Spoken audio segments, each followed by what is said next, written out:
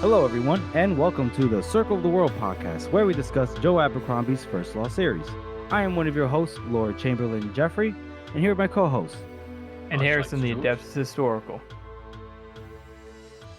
We continue our coverage of Best Served Cold, Joe's first standalone, and the next First Law entry after the original trilogy. And on this episode, we review The Fencing Master. So, let's get started. As usual, I want to thank you all for your support. I was told that I definitely did not allow any disdain for the local populace to shine through my tone of voice. I hope it doesn't shine through here either. Wink, wink. It's not Jeff's fault. He's just highborn. I'm highborn in the fucking villages of northern Portugal. I was highborn among the sands and the rocks. Well, the Portuguese were the original colonizers, right? Sir. That was the Dutch. Or was it? The Dutch and then us. Or maybe us and the Dutch. I'm pretty sure it was the Portuguese first, you know. You know what, man? Fuck you. All right. You guys started it. We just did it better. What do you mean? First of all, anyway, who the fuck? I do believe the Spanish were better at both of you at it than they failed later on. Listen, if you don't get that Armada cock out of your mouth, no, you better watch out, Jeff. The Spanish Inquisition is gonna come for you. Wait, you're just saying that because your heritage is What? Spanish. What are you talking about? I wouldn't. Even though you're corn husker ass Okie. At least I don't eat Jersey Mike's all day. I don't. Well, you know what? Hey, rude. Very rude. Jeff's actually offended by that. I love that. To be honest, Jersey Mike's is like, in terms of like the chain sub sandwiches, they're pretty good, but you can get way better subs anywhere else. Anyways, let's continue on. What? I said it just to annoy you, Jeff. Anyway. And it worked. I know. But in all seriousness, we do want to thank you for your continued support. I have seen some people respond on that Reddit post that I deigned to grace the subreddit with my presence. What is was it Blurge? What was it that people were saying to do? I have no idea. There is a reference somewhere in there. Bubs. I don't understand Bubs. what it is. Bubs. Are they telling me to do Bubs from The Wire? I mean, it'll be a racist caricature, but sure, if you guys want it, I don't know. Let's do it. But seriously, everybody should go and have a look at Jeff's skits on the Instagram because that's the only real place, or on YouTube because those are the places where you can actually see that. It's all right. And Jeff, we should definitely put a link to that in this episode, right? In the description. Sure, I guess. Sure, if you want. I try to put effort into it, but I mean it's lowbrow. But I don't know what Bubs. It's middlebrow. It's middlebrow. Ooh, I like that. I don't know what Bubs is though. So Harrison, you're the lore expert. You should figure this out. I don't think it's first law related somehow. I swear to God, if it's something else, I'm gonna be very confused. Not even upset. Yeah, it's definitely something else. We should definitely move on. That's all right. So we again just want to thank you all for your continued support. It has been great. You guys have been a fun community to be a part of. And we hope that we bring you some entertainment at least. I know we're not bringing you any kind of education, that's for sure. So we just hope that we're entertaining you. Every single fact that I've said on this show is wrong. Just so you know. Yeah, it's funny how Harrison's always like, George, you're the smartest, you're the most educated, and George keeps going, so the flat Earth, right? The flat Earth. Hear me out. He is a cursed genius, okay? Has to be 95% right, and that 5% is really important. All right. Well, Harrison, looks like you're doing research there. Well, while you're doing that, I'm gonna go ahead and move on to our first segment. We're just gonna go ahead and start the beginning part of the chapter read through of the Fencing Master, since it's a long one. So we start off from the perspective of our girl Monza, and she's out of sorts. Hands are shaking. Palms weak, knees are wait, was it? Palms I knew you were going to say that. all that. Mom, spaghetti. How nobody's made that as a meme yet on House of the Meme Maker, I do not Yeah, know. House of the Meme Maker, get it together. Turn Monza into Slim Shady. All right. And the seedy backdrops of Talon's about to do a rap battle with Casca. Anyway, so she's in her room, aka not dungeon, just kind of thinking about the last few months, looking around at the door, and she can hear, right, the outside noises of, she can hear running footsteps outside the hall. She can hear people screaming. She kind of looks out the window and sees people kind of running throughout the city, where it's that very familiar feeling of panic that, as a general, she's very attuned to. And so she feels that, okay, now Orso and Gammark, like Gammark's men, must have broken through the walls, carry the day. They're sacking, pillaging, plundering, all that jazz right now, right? Yeah, and just before that as well, just in the chapter, I love the fact this little. We're going to skip over it because obviously we can't do every single detail in this chapter, but I love the fact that we just get this little look into how much she dreads that Shivers resents her for what happened to his eye. She knows that she just feels that guilt for it, and that comes through there, like, which he's just like, oh, he's going to be awake soon, and he's going to be doing that face at me, Yes. Yeah, that's like the very third paragraph or so. And that accusing look. Exactly. especially after, he goes, should have been you. It's like, retro. It's just And another then thing that Monza has to deal with. what? The fact that the guilt, right? Because she basically did what is very, common in movies and stuff, where instead of actually explaining what you're doing there, you say, let me explain. Stop wasting breath. Get to it. Anyway, speaking of wasting breath, I have a lot to say about this chapter. Wasting breath. You know what I'm gonna say. Well, not now. We gotta wait till we get to it.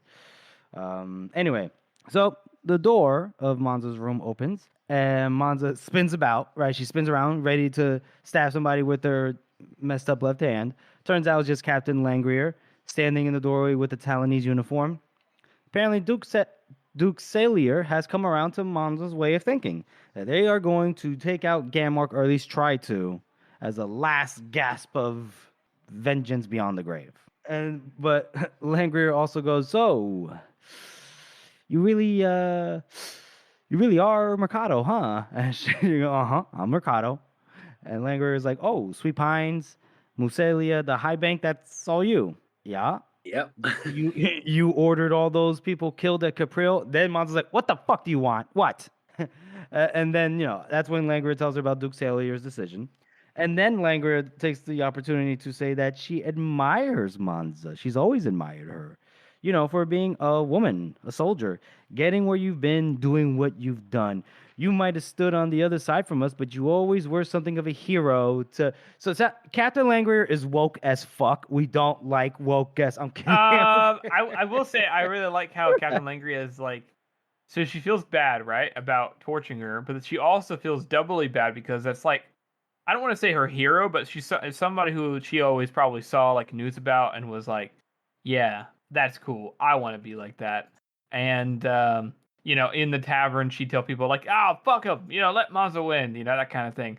So she's kind of like, oh, it's really you, and this is pretty cool actually. Like, I'm kind of nervous. I felt bad for torturing you, but like, And she goes on to say here too, like, as she's like asking her all of these positive qualities, quote unquote, she is Monta is like, yeah, whatever, I don't care. I don't care what you say. I don't care what you do because you fucking tortured me essentially. And Captain Langer makes a good point and is like, well, like, yeah, I did, but I was just trying to doing my job, bro. Like, she could have been smarter about it. But what did she even say here? She says, you out of all people. I mean, if I was thinking about Moncara Mercado with her reputation, why would she be acting like how Monza is? Which goes into the fact that who Monza is shows to the world is completely different to who she actually is. And she's successful in that. This is what she wants. She even just reinforced it just a moment ago. She just said, I am the Snake of Talons, I am doing this for revenge. And then somebody treats her the way she wants to be treated, and she's offended by it. it's kind of a contradiction to character. Mm-hmm. Yeah, and Langrier's reasoning for a little bit of her reasoning is she says, "Can't blame me for not believing you. You know, a woman with your reputation thought you would have been harder in a fix like that." And then Monza correctly points out, "Have you ever watched someone have their eye burned out of their head and thought you'd be next?" Which, I mean, you know. Like we said, like the horror of that scene really, really sunk in, and they're probably still getting over it. Definitely still getting over it. On top of everything else that they have to do. Yeah. So, yeah, absolutely. But at the same time, we look at like another character that is like Langria, like Glockter, for example. Like Glockter could have been in this exact same position. He probably wouldn't have done the same things, but we root for a character like Glockter that does similar things to what Langria does. Yeah. And yet, and everybody and Langria kind of you can't sympathize for her, because she just making a good point. Like she's just doing what she has been ordered to do to keep the city safe and make sure that Yeah, she says, that she apologizes about Shiver's eye and everything else, but it wasn't necessarily about them, that, like you said, George, somebody's a threat to her city. She has to find out how they're a threat. She doesn't like it. It's just what has to be done. And then she tells Monza, don't pretend you haven't done any worse. She doesn't expect that they'll ever share jokes or have some kind of camaraderie or friendship, but they're going to have to work together. That's what she says. And Monza, kept quiet at this point because I guess it was true enough, at least in her eye. And then she tells Langria, I need something to stab Ganmark with. I need something to kill. And Langria is like, not right now, buddy. Look, once we get to the garden, then maybe. And at that moment, Monza sees a hand basically grab the pommel of Langria's dagger, which is, I guess, in her belt. And Langria starts to turn, kind of surprised, like, what the fuck's going on? And then the point of the dagger kind of just shows its little face outside the front of her neck. And then we see Shiver's face coming out of nowhere, right over her shoulder, right next to her. And he's just grabbing Langria, like, real tight, right? Like bear hugging her. And then he's whispering right in her ear. He goes, it ain't about you, understand? You take my eye, I gotta take your life. I don't like it, just what has to be done. Sorry about your neck. And then he just kind of just rips open her neck. And in classic Joe fashion, that's exactly what she said earlier to Monza. Just literally. Paraphrase a little different spin on it, but all in all the same kind of. And to be honest, Langria is a bit stupid for walking in that room with Shivers in it. To be honest. Yeah, but it was a separate. Remember, he was next door. There was a door, adjoining room.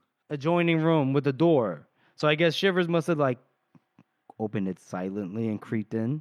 Probably heard him talking and then waited for Monza to get done. Still. Yeah, I will say it was stupid of her, but you know what? And it was one of the first instances of the common people in lives being liking Monza, which is a whole interesting dynamic we can talk about later. But she's obviously enamored. She wanted to go talk to Monza alone. I don't think she would have. You know what I mean? She wanted to go talk to her, to apologize or to be like, "Ooh, are you really it?" You're this. She's meeting her hero in a way, and in a grown up way. It's like if we met Joe, we'd probably wouldn't be paying why would we be paying attention once you know who they are and that they're not a threat anymore? You'd go in there and be like, "Hey Joe, what's up?" You wouldn't expect one of his kids to come up and stab you, Somebody you thought he had into raps, you know what I'm saying? Oh, that is true. But Shivers is not disturbed by the blood. The blood is the disturbing thing is the blood is just on the ground. He's just stepping in it with his bare feet, picking up her stuff, and yeah, he's like, by the dead, I feel better. So Ganmark's in the city, she said, huh? Just nonchalant. And he's like, all right, well, I guess we got some work ahead of us.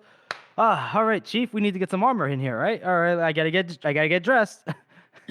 Yeah, he's completely just beyond any kind of morals at this point. He's just like, yeah, I have my own, but he's probably still in extreme pain. And he's just like, yeah, he fuck also it. says an important Mhm. thing, Let's which go. is hate to arrive at a party in the wrong clothes. He has all these little passive aggressive notes from here on out with Monza. They're all Yeah. the time, and I think it's such a creative way of Joe like telling how Shivers feels about Monza. There's all these little notes from here, and you wouldn't have paid attention to it if he hadn't said in the last chapter, "It should have been you." Wow, I had never even noticed that before. So there you go. There you go. I just want to say as well, just before, sorry, Jeff, before you do that, this is one of Joe's missed opportunities to use the word squelch. And there's a huge amount of restraint there that went into not using that word when Shivers steps in the blood. We know how much Joe loves his squelch, you know. Yeah, he loves the Squelch. squelch. His 2 feet slapped on the bloody floor. Oh my His two his two wide white feet. It's so stupid. Idiot. Anyway, so then we cut over, and now we're in Casca's perspective, and him and Day and Friendly, they're in the garden with Celia, and he's sharpening his sword with the whetstone, and this man is just grinning his life away. He's having so much fun. We can see that Friendly is in the armor of a Talonese guardman. Day has a flat bow. We have about a half a dozen Sailors guards that have remained, and they're also disguised as Duke Orso's army, Talonese men. And Day is sitting next to Casca, and she goes, "Why are you so happy?" And he goes, "Oh, maybe something's wrong with me, or getting out of bed, or an honest day's work. There's no real reason why I'm just happy. I'm just excited for what's about to come." And he tells her to eat something. She's gonna need her strength. And she goes, I can't eat right now, not in the face of certain death. And he goes, listen, death is not certain, it's just extremely likely. I love that. He's just so. I love the fact that Costco he just does not fucking function in like everyday life. He just can't have a normal conversation with anybody without just being completely fucking weird. But then when it comes to extreme pressure, like fighting for his life, he's just like, yeah, this is good. I'm ready now. And I guess we should point out that a couple paragraphs before. Yeah, he's being very creepy towards Day. Very creepy. Very creepy. She's wearing a. He's also a big fan of cross-dressing, apparently. Yeah, he's a big fan of that. Apparently, he goes, "If that drummer boy's uniform looks real good on Day," and it's like, ugh. Yeah, but how young? I don't know. How old is she? Though. I don't.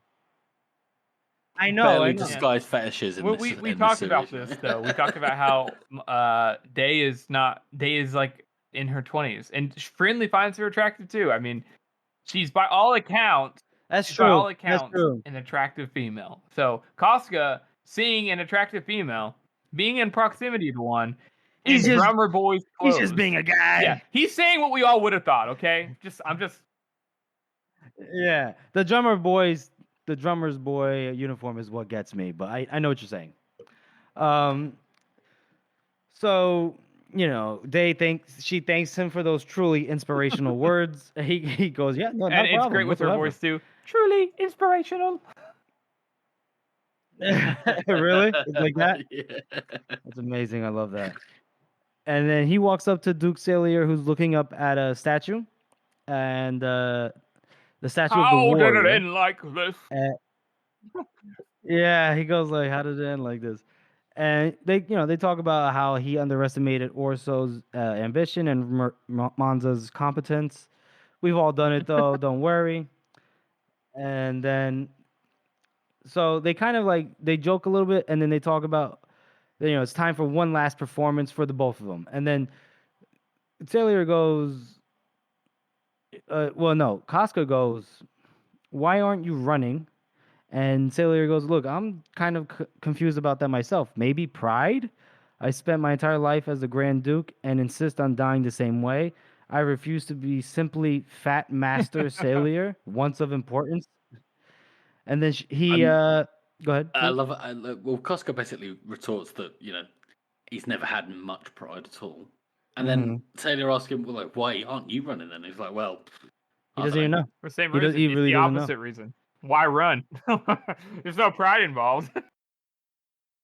But I suppose Costco's the exact opposite of Celia because he probably came from nothing, pretty much. He did. Yeah, he came from nothing. In the same city, no less. And then became of some importance, like he says.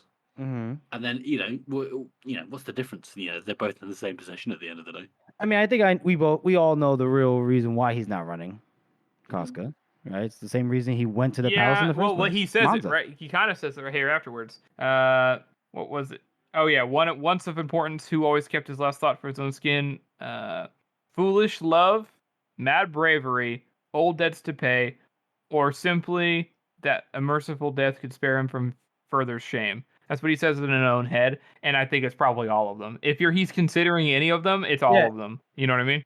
But I think the answer is right there, because if you look, he goes, but look, he pointed to the gate. Only think of her, and she appears. Monza he said foolish love. He's talking about Monza for sure. I just meant I don't think it's just Monza. I think there is, because he takes actions in the future here that are not revolved around Monza solely.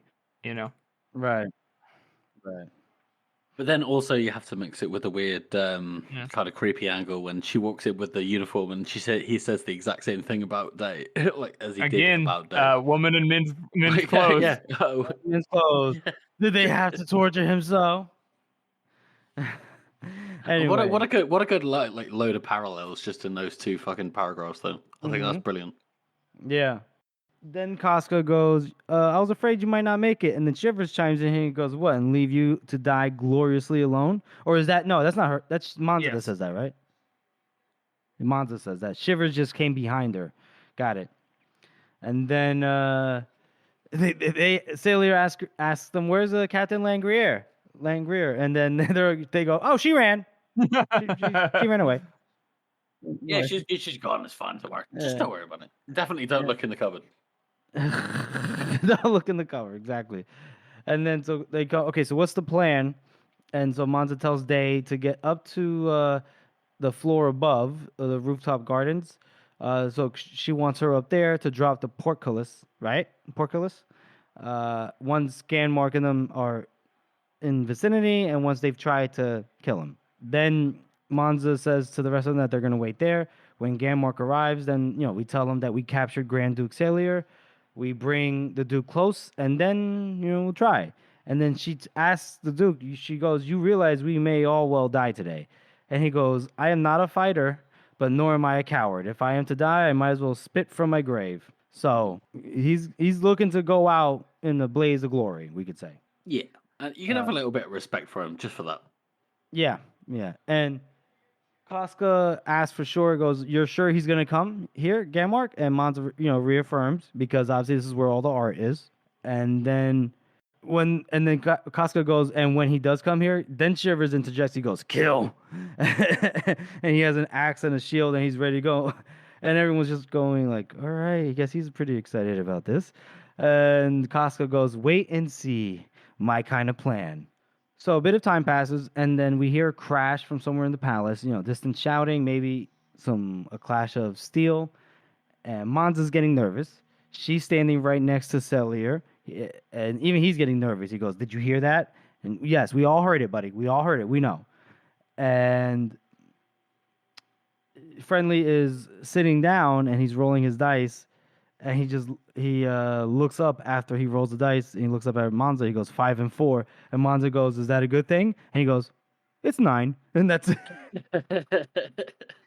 Oh, I fucking love Friendly. He gets so few moments, doesn't he? Like over the past couple of chapters, he's barely been mentioned, and it's just rolling dice still. He's just like 9. Bro knows how to live in the moment.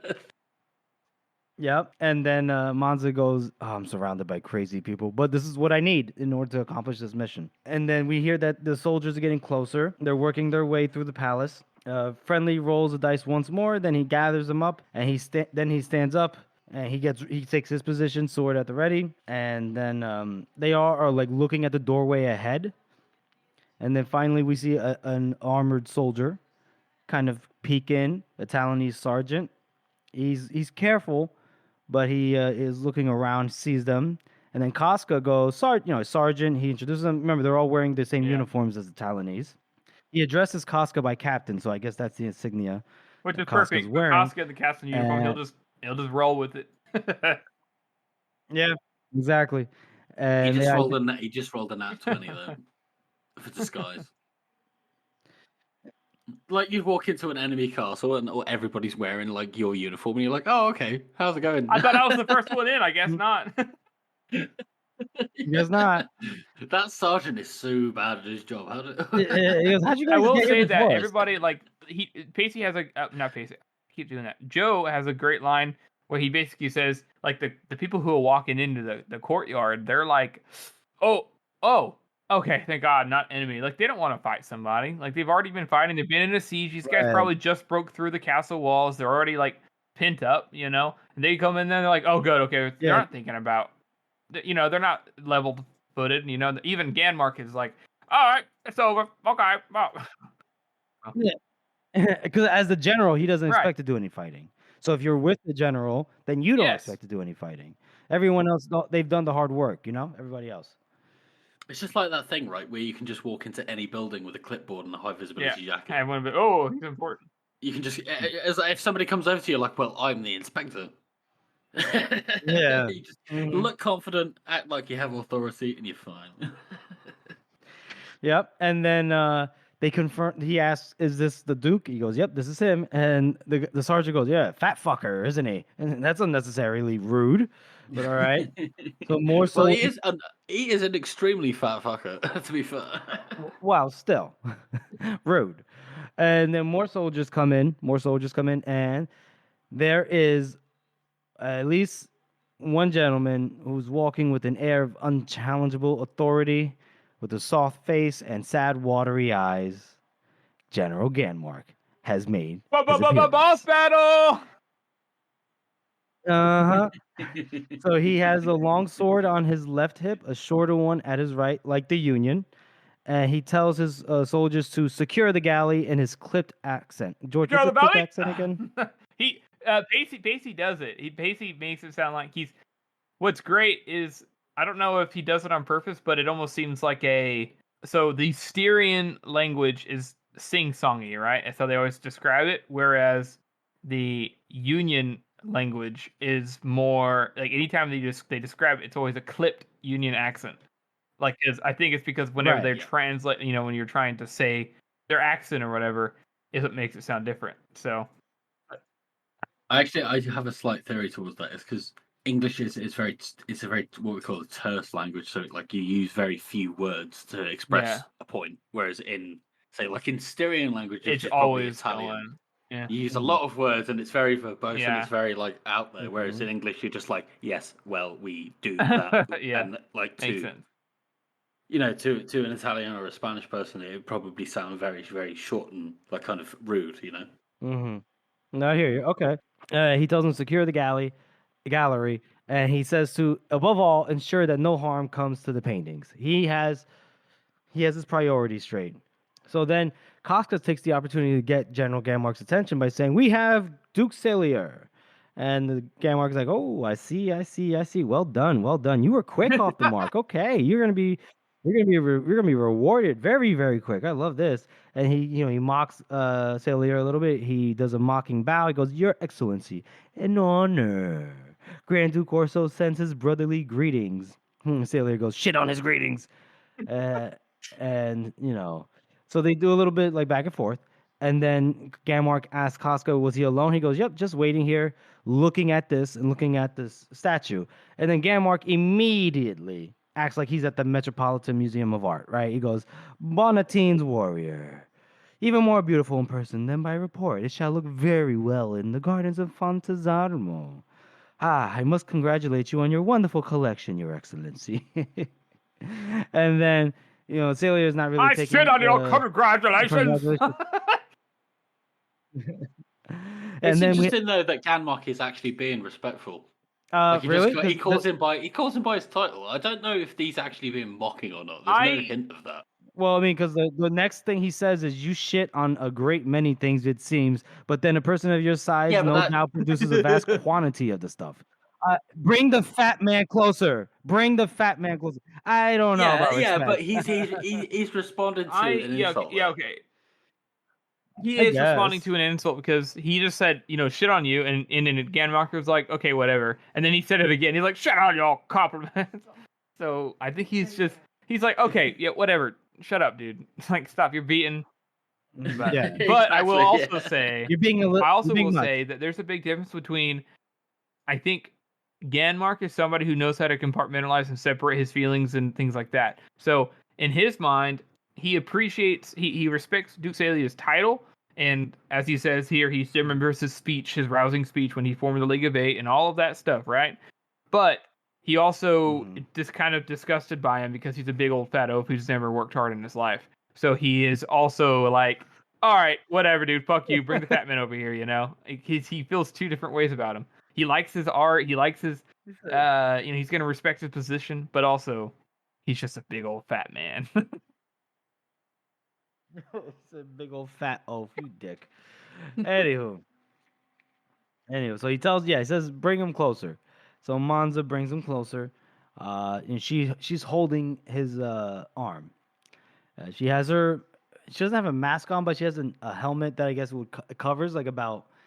What's that one helmet where I imagine it goes down the middle of your nose? Do you know what I'm talking about? Not a half helm. It's called a helmet. Something. Anywho, dicks. Anywho. I wish I knew more about armor. So anyway, most of Ganmark's men are spreading out, there's looking at the statue or at the garden, at Celia, or looking through the windows. But a couple are still kind of close to General Ganmark. But they didn't look worried. She could see that Friendly is standing still as a statue, but he's ready because she could see that he's white knuckling it. Same thing with Shivers. Actually, no, Shivers is the one white knuckling it. Friendly's just chill. And as they bring Celia closer, his smile spreads a little bit. He gets a little bit, smile is a little bit wider for Ganmark. And he goes, I still remember that rousing speech you made when you formed the League of Eight. What was it you said, that you'd rather die than kneel to a dog like Orso? Well, I very much would like to see you kneel now. So then he smiles and he looks at Monza, and she's no more than a couple steps away. And then he goes, Lieutenant, could you stops? The dialogue is interrupted, and then his pale eyes narrowed for an instant, and he knew her immediately. She sprang at him, barging his nearest guard out of the way, lunging for his heart with her sword. And yet she felt the familiar scrape of steel on steel, because in that moment, that instant, he somehow managed to get his sword half drawn, enough to send the thrust wide by a hair. And so he jerked his head to the side. She did manage to cut him across the cheek, but that was all because he was, like I said, managed to parry it. And then the last line of this part is, then there was chaos in the garden. And that little break there, I really like. Guys, you won't believe how hyped I got when I was reading this book and listening to it, and be like, it's one of the most anime moments ever. He's like, I know who you are, and then he whips out his sword. He gets it from his waist, and this is his long steel, presumably. Yeah, it's his long steel. He pulls it up all the way up to his face because it grazes his face. So she's aiming for his head. He gets it up high enough to dodge it and gets a cut on the cheek instead. That's like the most boss move. You know what I mean? But it's pretty cool. Yeah. I was like, whoa, shit, okay. He's like, you thought, bitch? George, do you have anything to say about that before we... I don't know about the anime thing, but it's 100% the fucking badass moment where this whole... they've laid this big trap, and it's not meant to go right. They all know it's not going to go perfectly right. But it's gone right up until this moment where he just goes, hang on a sec. Nope. Something's going down here. Wait a minute, I know that face. But he is a badass about it. He falls his fight. He just parries straight away. Yep. Yep. I do like Mark. He's a great character, but we'll get on to that later. Yeah, absolutely. So we'll have a bit of a break. We're going to get to the rest of this chapter, but right now we're going to go ahead and hit on the best meme of the week. Georgie boy, that's you. Take it away. So we're gonna do a couple of episodes. Like the last episode was recorded like 2 days before this one, and the next one is gonna be tomorrow. So I can't do the meme of the week in the traditional way where we take each, literally the meme of the week on House of the Meme Maker. So I'm just gonna pick a couple from the last couple of months that I didn't think got enough attention. Okay. So we've got one from the Bloody Nine, which is Josh that we had on for a couple of times on one of the guest spots. Whoa. Whoop, whoop. And he does a load of fucking really good memes, and I'm going to put it in the chat, in the description. But it's about the last episode and the last chapter with Shanks, when he just walks in and just murders all those people. But it's a completely original meme, and if I explained it right now, it wouldn't even sound remotely funny. But when you actually see it, it's really good. So just go and check it out in the description there. Yeah, the Bloody Nine has some fantastic takes on pretty much everything. And I'm pretty sure that is a completely original meme as well, with the full the animation in the corner and everything. And it's just like, yeah, this is no, it's pretty great. It's good. It is pretty great. It is. Shout out to him. And they can find it on the House of the Meme Maker, right? Exactly. You go on House of the Meme Maker and just go back about 2 months. Just scroll all the way through. You won't be disappointed with all the filler in between. Absolutely not. Every single meme that's uploaded on there is good. Yep, absolutely. Absolutely. All right, well, thanks for that, Bloody Niner. Go right, George? Yeah, exactly. Thank you, Bloody Niner. And also, just for a little community interaction segment that we're not going to do later. Again, if anybody wants to send us questions or anything that we want to talk about, just contact us at circleoftheworldpodcast@gmail.com. Mm-hmm. Yeah, or on the Reddit account or the Instagram account or Twitter, just Circle of the World. Yeah, just send us a message. Yeah, if you want us to discuss anything specific, go for it. We have no problem doing that. We enjoy the input from the community. And yeah, if you guys want to go to that one Reddit post that George mentioned before that I made, if you have ideas of something that happened in the First Law series that you would like me to reenact in my own alternative modern way, we did have one person say we should do Furious's little talk with Ladislaw at the end. Oh, sure. I mean, the Lord Chamberlain wasn't present there, but why not, right? Yeah, exactly. Well, you could do it from your own. You could be reading. Oh, yeah, I know what you could do. You could be reading Lord West. Yeah, Lord West's account of the situation. I will. I think that's what I'll do. And it's like self-incriminating it's like subtly self-incriminating, but Lord Chamberlain's like, oh, that's weird. Whatever. I don't know why I have to read this. This is fucking stupid. I did it. I pushed him off. No, he didn't. Yeah. Why would the Lord Marshal do that? That's hilarious. So thank you to the Reddit user who suggested that. We'll make it work. Yeah, I'll make it work. I will. That's actually a good one. But yeah, no, seriously, hit me with your suggestions. Why not? It's all fun and games. That's all this is. We just like to entertain, like we said. We can't educate, but we like to entertain. Thank you for the best meme of the week there, George. As always, we appreciate Bloody Niner's good work, his creative work. But going back to the chapter now, we go back and we're in Friendly's perspective here. He sees Monza's blade go clear away from Gamark, but still left a scratch down his face. And then the nearest officer kind of looked at Friendly in a quizzical way. He goes, "What is going on here? I don't get it." And then Friendly immediately just hacks his fucking skull in with the sword, and the guy just topples over, and Friendly just lets the sword go. So now he just pulls out his cleaver and his knife, and now he goes, this is familiar to me. And so he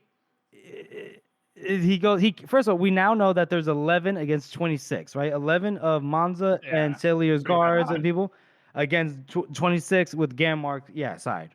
So those are not good odds. The point is they need to even the odds while they're still surprised, right?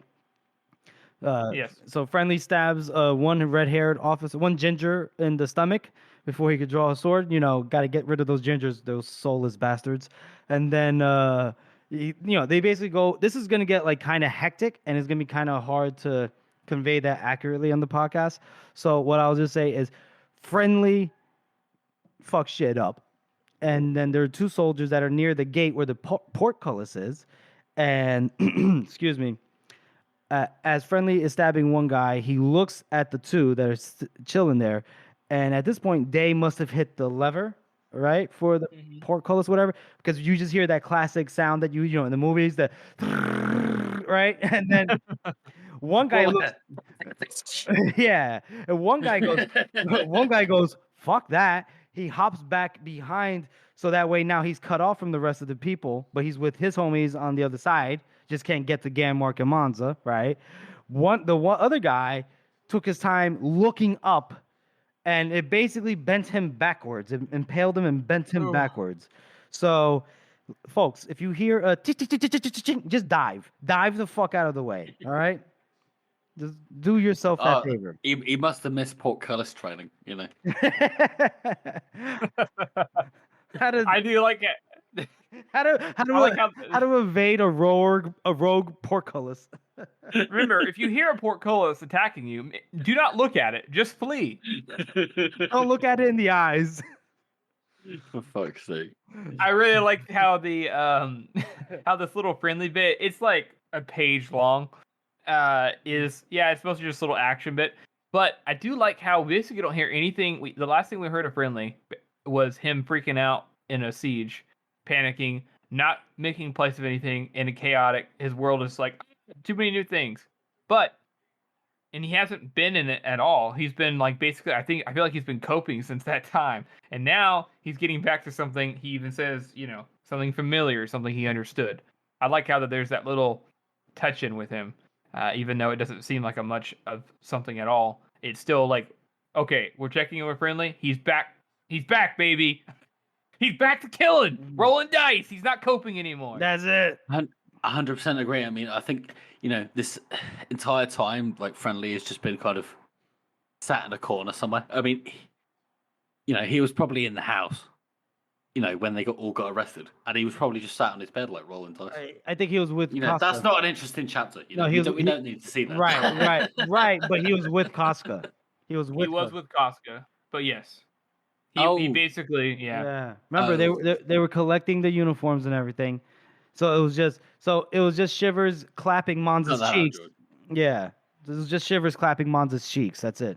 And then that's when they got kidnapped. And then don't forget Day. It wasn't a threesome, but Anyway, so Friendly notices, like, he's looking at the fight at how it's spreading out, right?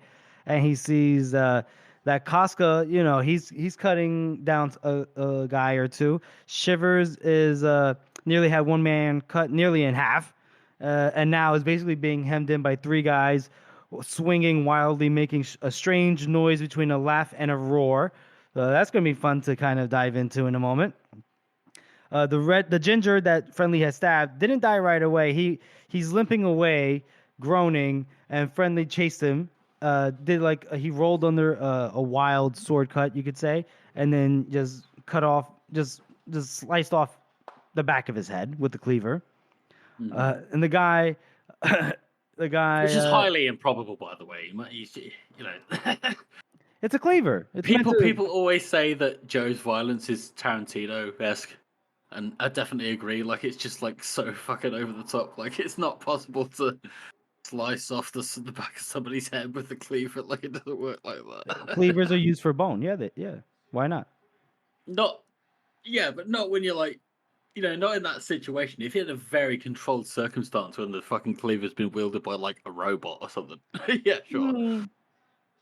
Let's give it a whirl. Harrison, come here real quick. Oh, what are you doing with that cleaver, Jeff? So anyway, the chaos has spread around, and now Friendly looks around and sees that there are two other officers near him, just two now, so 1 and 1. And Friendly almost smiled because this he can understand. Numbers, simple numbers. Yay! And then we switch over to Monza's perspective, and she's cutting at Ganmark again, but this time one of his soldiers got in the way. She tripped, and then she kind of is scrambling up. And in the meantime, as this is happening, she sees Grand Duke Salier, hero of Viscering, fearless leader, patron saint of the poor. He gave a bellow, whipped out a small sword from behind his back, and cut one astonished officer down with a slash across his face. He thrust at Gammark, surprisingly agile for a man of his size, but nowhere near agile enough. For anyone that can't hear it, because no one else could hear it, Harrison just did the wah, wah, wah, wah. What are you talking about, Jeff? That never happened, Jeff. It's all in your head. Basically, what did happen is that the general sidestepped and calmly ran the Grand Duke of Viscerine right through his big belly. Monza saw a bloody foot of metal slide out from the back of his white uniform, just as it had slid out through the back of Benna's white shirt. And I just love the next sentence is oof. Said Celia. I think it's great too how Celia he's like like he does kill somebody. Mm-hmm. He kills the guy, he chops his face in it, and he goes to stab more. Yeah, I mean, Gammark's like, oh shit, okay, well, this is exciting. The guy that got stabbed was astonished. He said, so he must have been like He's that like, kind of damn, face. he's pretty quick to. Yeah. So then Gammark, he raises a boot and just kind of kicks him off his sword, and the grand, Duke Sailor kind of just lays down by the statue. I believe the proper term is flopped. He did flop, and he's clutching his wound. Gammark is like, kill them all, but mind the pictures. It was just funny. And to by me. the way, in the audiobook too, Gammark has the same cadence in almost every single word. So he says, "Kill them all, but mind the pictures." He's very very controlled, very clipped. Well, very clipped and very level, very level. So I wonder if Joe does the thing or Pacey does the thing where he has that like affect. Do you know what I mean? Kill them all, but mind the pictures. I would love it if that was the case, but he's definitely not camp in the audiobook. What happened? I'd say I'd love it if he was camp. But he's not camp. He's definitely not in the audiobook. Like, it would be hilarious though. Like if he's a very professional man. You know? No, he is. I'm just saying it'd be funny. He does say. He does say here in a minute, Mon's like, get your ass fucked. I think I might be in the mood once I've killed you. Oh, yeah. I wish he would have been like, oh, I think I just might. Like, if he would have done that, like, sassiness, that would have been great. George, it is up to you to decide to cut that whole bit out or not. So now we have two soldiers coming at Monza. Again, this is going to be, like, a lot of action stuff going on, and I don't want to really necessarily drag. Yeah, it'll take forever. Yeah, so, but we'll get to the good stuff, like when Gammark's involved and everything. So, two guys come at Monza. Monza can take care of one easily enough, and then another guy is about to get the jump on her.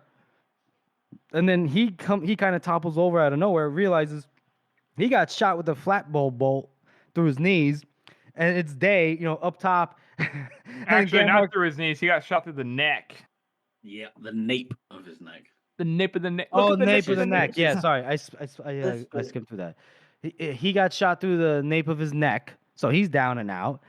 And then Gammark sees her and goes, kill the blonde woman. So he's pretty much a misogynist. Actually, right? He didn't have to do all that. He says, kill the blonde woman. Kill the blonde woman. So then the last of the available soldiers that are not preoccupied go and chase after her. Then Celia is looking down at the wound, and he says, whoever would have thought I'd die fighting? And he dies. Grand Duke Celia, we hardly knew ye. And then good on you. Good on you. And so then it's a good finality to the character spot that we had last time. We're probably never going to talk about him again, but good on you, Celia, for standing up for something for once. You're certainly, You have to say it now. You got to say it. You got to say it. Grand Duke Celia, you're my man. Grand Duke Celia, you're my man. Never gets old. Not to me. I love it. I love it. And then in response to what Zilliard just said before he died, Gammark goes, "Yeah, is there no end to the surprises the world throws up?" And then this guy, he's badass, right? He takes off. He's so cool. He unbuttons the top 2 buttons of his jacket, pulls a fucking handkerchief.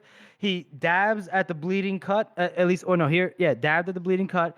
Then he wipes Celia's blood from his sword, and then he just walks to Monza. He walks to Monza. He goes, "Oh, it's true. You're still alive." And Monza goes, "Yeah, it's true, cocksucker." And okay, we are going to apologize for the homophobia spewing out of Monza's mouth. But I love it because I love how like dignified he is. He's just like he's probably had that. He's so above that. He's so above he's just that. like, I don't give a fuck. Is it really, you basic bitch? This is all you got for me? That? Oh, what's next? I like it up the ass. Oh, look at you. Yeah. Well, not to highlight every single phrase, right? But every single time he opens his mouth, he's so quick and he's so witful, and he does not let Monza have anything. Not just in this sword fight. He does not let her win anything verbally. Yeah. Like he just absolutely wipes the floor with stomps on her. Yeah, battle. Yeah, and what's great too is like Monza's like, crap, like, okay, I gotta use my left hand, right? Like that's how she is. That's how she's been trying to fight because her right hand's fucked up. So this is like the move. This is such a power move. Gammark has a sword. He's got a sword in his right hand, and he's like, "Oh, fighting left-handed." And then Monza's like, "I thought I'd give you some sort of chance." And he's like, "Oh, yeah, sure, no problem. I can at least give you the same courtesy." Switches hands. Like, what? No problem. It's such a power move, and Monza's already like, "Oh, what the fuck?" All right, all right. So. I know she got tight about that. She got this motherfucker, but she didn't let him have a moment. He's gonna start talking, right? He goes, "Shall we?" Whatever. But she lunges at him. But he easily sidesteps it, parries it, all this stuff, right? And she is realizing that this man is no motherfucking joke. Gammark's doing this thing where he's talking while he's fighting. And I'm going to get into that during the character spot. But, yes. He says, like, you keep your guard too low. You are full of passion, but passion without discipline is no more than a child's tantrum. And Monza goes, "Why don't you shut your fucking mouth and fight?" And he goes, "Oh, I could do that and cut pieces from you at the same time. No, not a big deal." And then Monza's in her monologue, she goes that she heard it that he was one of the greatest swordsmen in the world, and it wasn't hard to believe, even with his left hand. A good deal better than she'd been at her best, and her best was squashed under Gaba's boot and scattered down the mountainside beneath Fontesarmo. Gammark was quicker, stronger, sharper, which meant that her only chance was to be cleverer, trickier, dirtier, angrier. And so Monza has to resort to certain tactics. Like she pulled off her helmet and flung it in his face. I mean, he ducked it. It still hit the top of his head though, but he ducked it. But it's funny. And then this is when he goes, "Oh, that's tricky," and she goes, "Get your ass fucked." And he goes, "Ooh, I think I might be in the mood once I killed you." Well, he doesn't say it like that. That's me being offensive. Sorry. Damn it, Jeffrey. Sorry. And then the big thing with this fight is, and we'll highlight the best parts, but for a while back and forth here, it's mostly just her essentially kind of running away, him playing games, talking shit, but she doesn't have anything to say. She's used to saying like the "fuck you," that kind of thing. Yeah. And Gammark has a quick-witted response to everything. They just go back and forth for quite a while. He's commenting on they go around the statue. They break some of the statue, and he's like, "Pure vandalism." He's got he's giving her notes like, "Oh, you need to be careful." The whole time Mon's just like, fuck, this is not what I planned. He is way too good. He is an absolute beast, and she doesn't know what to do. She's desperate, and she's trying to rely on what she always has relied on, which is her willpower.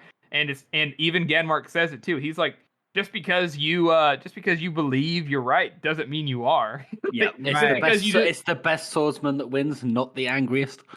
Yes, yeah. He sees right through her. He's been looking forward to this problem. He's been looking forward to putting Monza in her place. Yes, as soon as he heard that she was alive, he goes, I don't know if he was like I guess so. Yeah. No. Yes, you're right.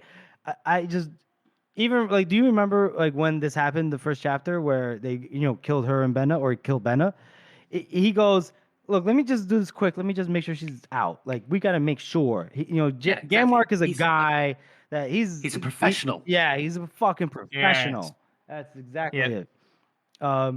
And as Harrison was saying, he's playing with her, right? And although I do want to point out the one part where they're fighting near the statue of the warrior, and because I guess she was able to kind of see a certain move he was going to make, she swings wildly at him. He ducks it, but then her sword hits like the calf of the of the statue, and there's like a little bit of a crack. And then Ganmark, he frowns, he touches the spot, and he goes, vandalism. He's so offended that the statue got just a little bit of a crack, which I get. I mean, I think this statue is like as famous as in the real world, maybe like David. Yeah. You know what I mean? Like, Yeah. you're like the most famous statue ever, and you just broken it. And it's just like, You, how dare you? you bitch. You bitch. They get to but they get to the point where Monza, like, he disarms her because he's got her full measure. Her blade goes flying away on the ground, and this is like, oh, this sucks. He jabs through her left hand, her only good hand. He goes through the middle of her hand, precisely enough between her bones, pushes her hand back into her shoulder, and pushes her down onto her knee. And she's like, "Fuck you!" Yeah. And he goes, "Aggressive, Safa, but your brother was much more my type." But she thinks that she's gonna die. But Ganmark is having a good old time, and he turns around, he takes his sword out, and goes, "One touch to me, I rather think." And what do you say? Shall we make the best of three? And he kicks the Calvez back to her. Yeah, which is what a power move, man. We'll get more into him at the end, but yeah. I love the fact that Joe can do the typical villain monologuing scene where the villain just takes way too long, and as a result, I am going to talk about spoilers, by the way. I am going to talk about that in this goddamn. But it works for this one. It works for this character. No other character in Joe's stuff like does this monologue shit. Ganmark is the only one. I mean, Baez, but Baez can afford also to. has a canon reason. Baez also has a canon reason for doing so. But we'll get to that, Jeff. We'll get to that. Let's move on to Casca's point of view. Yep, and Casca's point of view, he's in the next room, the long hall, and he's fighting, a bunch of people as well, but there were also other soldiers there that were fighting for Salier, and now it's just Casca and two young staff officers, and they're kind of surrounding him and hemming him towards the end of the room.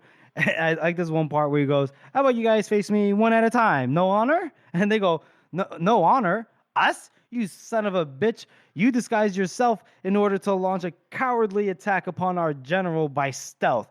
Which is a funny way, it's just a funny sentence to say in that setting. Just you could have said something else, but whatever. Anyway, that's the funny thing, right? That's the cliche, isn't it? Like a character tricks the opponent by going, "Have you got no honor?" And the opponent just goes, "Oh, okay, then I'll fight you fairly." But they're just like, "No, fuck you." Right, exactly. And then so they're not gonna fight with honor. And then he goes, "You know what? Yeah, just very true. And the shame of what we did, it pains me. I surrender." The one guy did not believe him for a second, but the other guy kind of hesitated. He goes, "What?"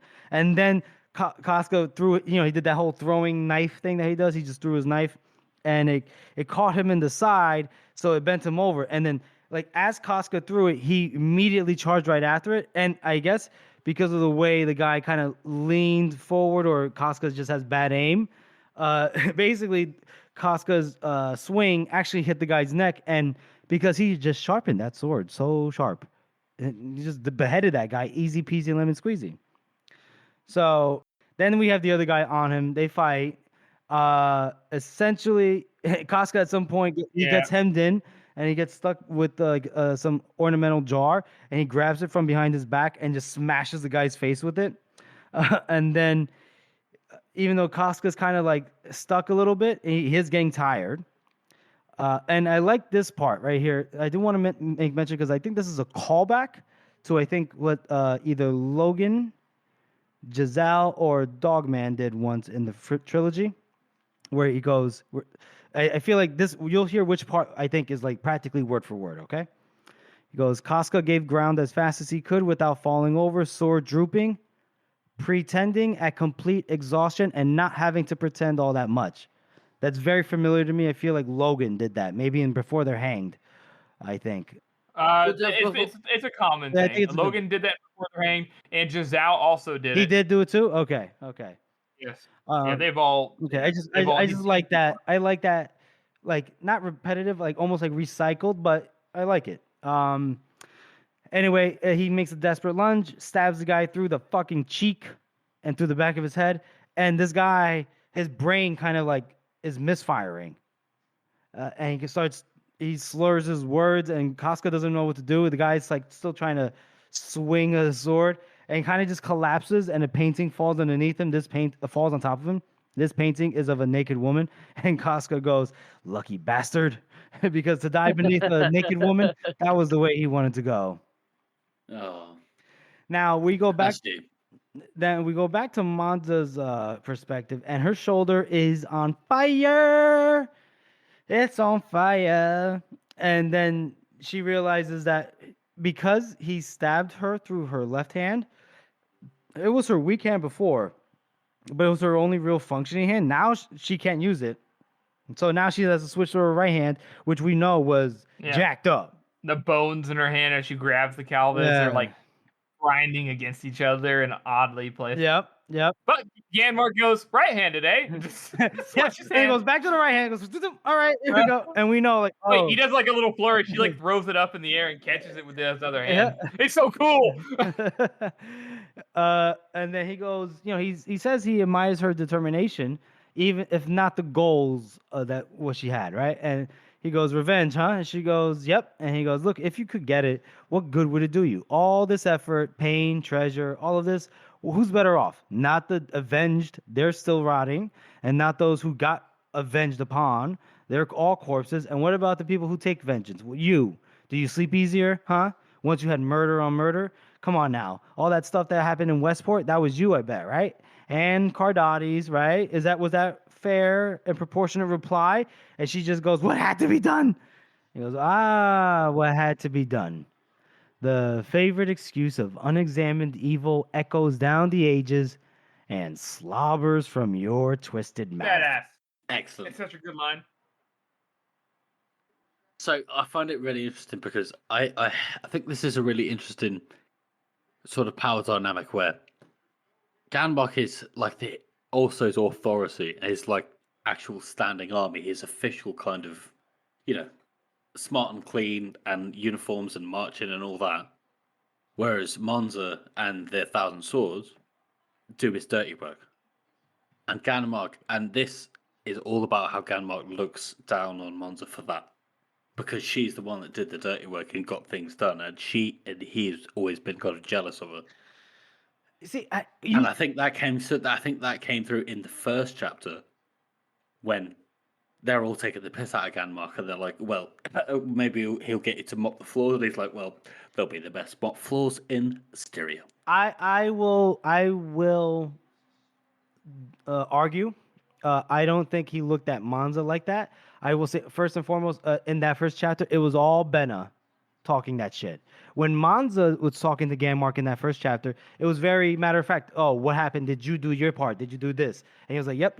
Sure. And yep. So I don't think. But this is probably not the first time that we've seen Benna and Monza being conflated. Maybe, but I mean, Ganmark's just saying what's real, right? Because you'll see in the next couple, like, I guess, interactions here, like why. But and I'm not necessarily talking about each individual character. I mean, like, just as a theme that. Right. I hear where. Benna and Monza get confused and they become the same person. Yeah. I hear that. I will just say, just because Monza was the captain general of a mercenary company, a brigade, or whatever you want to call it, uh, dirty work. I mean, she did battles. She did the same thing as what Gamorg probably did. She laid siege, had open field battles. I mean, what did she do that was dirty that any other standing army wouldn't do? I think that to George's point, I think I know what you mean, which is basically where Monza didn't have to play by the rules ever. Because even if she did play by the rules, even if in her mind she was being fair and respectful, and even if it was Benner being the one to push her to break all the rules and be a terrible person, it doesn't matter because she was still part of it, and she is still the one responsible because she took responsibility for Benna. So he basically even says that here in a second too. Right, I hear what you're saying, but you're talking about like what happened with Capriel, right? I don't. Things like that. It's not just Capriel though, is it? I mean, think about. I mean, they're waging these wars. They sacked other cities. But that's what happens in war. That's not. There's no like. Yeah, but it's easier if you can say, "Oh, it was this mercenary company, and they just went off that. But now it's mine." Right. Yes. If you say something like, "Oh, it's the mercenary," if Gammark is looking down on her because mercenary brigade, I can understand that. But I just don't think that's. I mean, even the word mercenary literally means to sell your morals for money. Right, and that's fine. But I mean, at the end of the day, if but that's what I mean. Like he's literally looking down on it for that. Like, and it comes through in this. I guess I'm just being like I'm arguing semantics, maybe, where I'm just saying like Monza didn't do anything different than a regular standing army. That's all I'm saying. Yes, I think. Also, kind of the point, isn't it, where he's taken the higher position, he's getting on his high horse when he's no different. Right. Yeah. Exactly. Yeah. But he also, as we've seen earlier, he also is not saying he thinks he's better. He just is also like he's somebody he's like Hannibal Lecter, where he's like, yeah, I'm a murderer, but at least I have manners. Right. Like and Monza doesn't have manners. She doesn't. He's like, well, the least you can do if you're gonna be playing. He's fully aware that he's kind of the bad guy. He's like the least you can do if you're gonna be in this position of power, killing people and deciding people's lives and murdering and all this stuff. You can at least respect the art, be polite, respect the arts, take your time, things like, he just wants. Yeah, that, but I also think what he gets not upset, but where he's like kind of like ticked off with Monza is that, like right here, he says, as they're fighting, he goes, "Why the fates chose you for saving, I'll never guess, but you should have thanked them kindly and slunk away into obscurity. Let us not pretend you and your brother did not deserve precisely what you received." Now, this is obviously loaded. We can't really get into.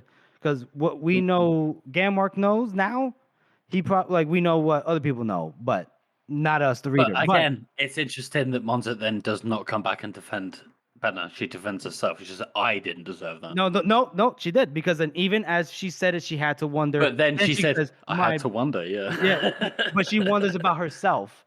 Then she goes, but then she corrects herself. She goes, "My brother didn't." I think you can read it either way. You can either say, "I didn't deserve that."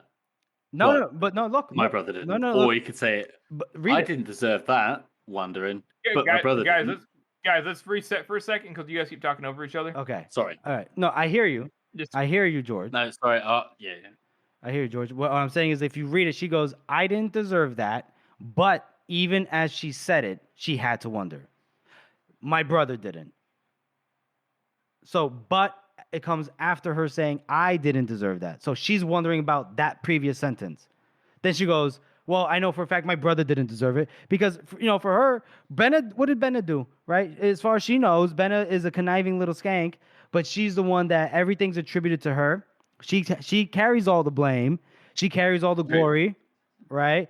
So in her mind, and because like as she says a little bit later, we'll see why she thinks Orso wanted her dead.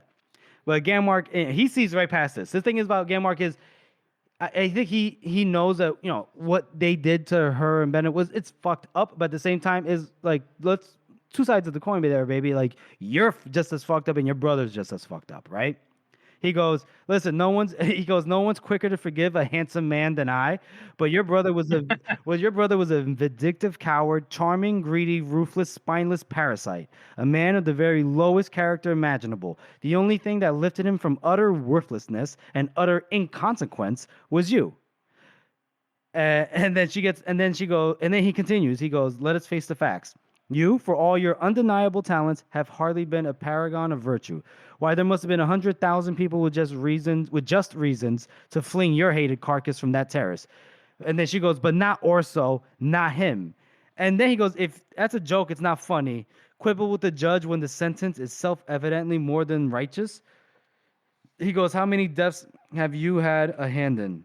How much destruction? You are a bandit, a glorified profiteer. This is to your point, George, right? Where you're talking about how he's looking down on her about being a mercenary, right? In a sense, right? Because I guess in Gammark's eyes, even he's part of a standing army, and a standing army is the same thing as a mercenary. It's just they wear the country's flags. They're getting paid for what they do.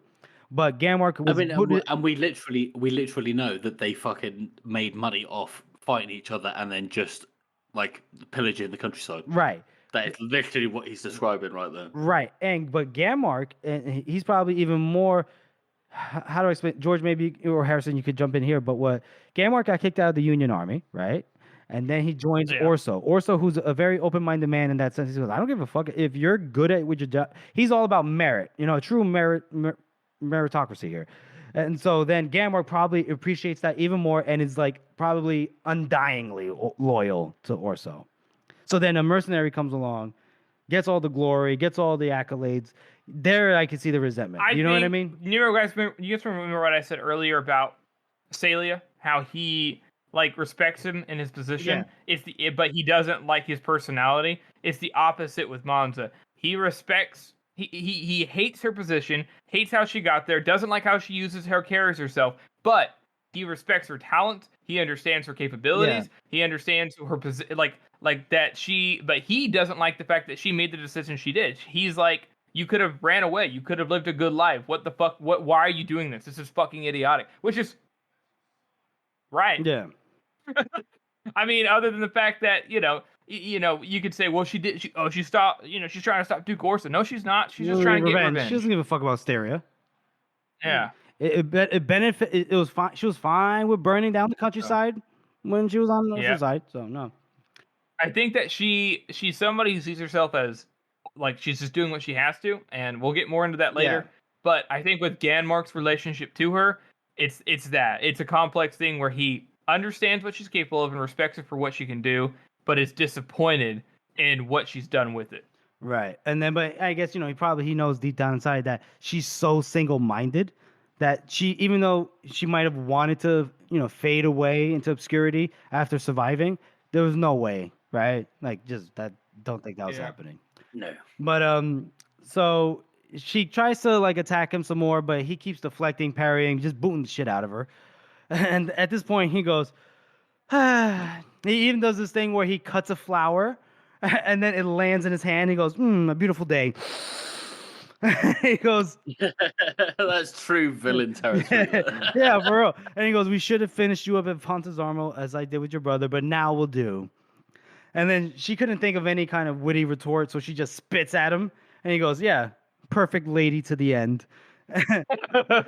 But then his eyes flickered sideways and he jerked away as something flashed past him, twittered into a flower bed behind, a knife. And then we hear a snarl, and now it's Nakomo Casca on him, barking like a mad dog as he harried the general back across the cobbles. And then Monza goes, again, I love how Casca misses again. Yeah, he just misses. Absolutely. But I mean, well, think about this though. Like, what he misses, but he wouldn't have.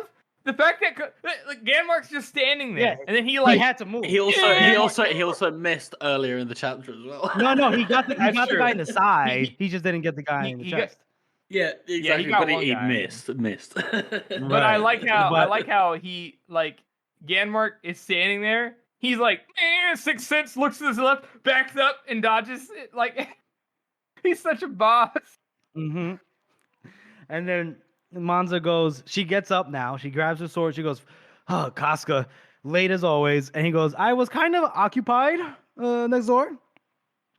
And then Gammark, he looks at both of them. He goes, oh, Nakomo Casca, I thought you were dead. Here we go. You know what he's going to say. On the part of his many enemies. He goes, yeah, there have always been false reports of my death. Wishful thinking. And then Monza finishes off for him on the part of his many enemies. And then she goes, you got a mind to kill me? You should get it done instead of talking about it. Because she's confident now. She goes, oh, 2 against 1, baby. And then Gammark goes, okay. Grabs his short steel. Remember, he had 2 swords. He grabs his short steel. He points the short steel at her, long steel at Casca, and he looks at both of them. And he goes, oh, there's still time. Oh, that's so cool. Excuse me? Uh-oh. I love how normally the other guy shows up and he's like, oh my god, Casca, yes, he's gonna save him. But Ganmark's like, I can take you both on. It's not a big deal. Yeah. Harrison, do you want to take the Shivers part for me while I kind of recuperate?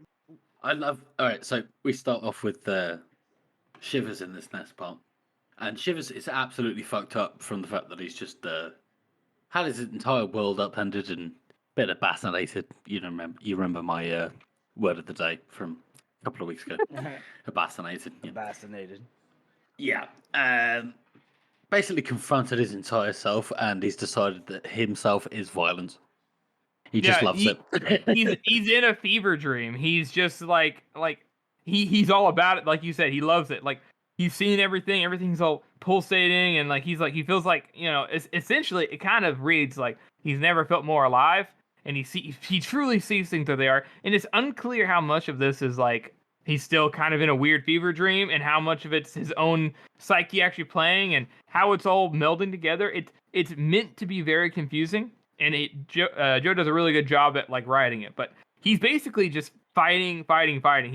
He's just in it. He's going full. The best comparison is the Bloody Nine. He's just going ham. He's just hacking away. He's loving it. He's rolling in the blood. He's like, yeah, I fucking love guts. He's killing everything. Everything's all colorful and fantastic. Yeah. And yeah, he's like talking to them like, die, look at me, and then.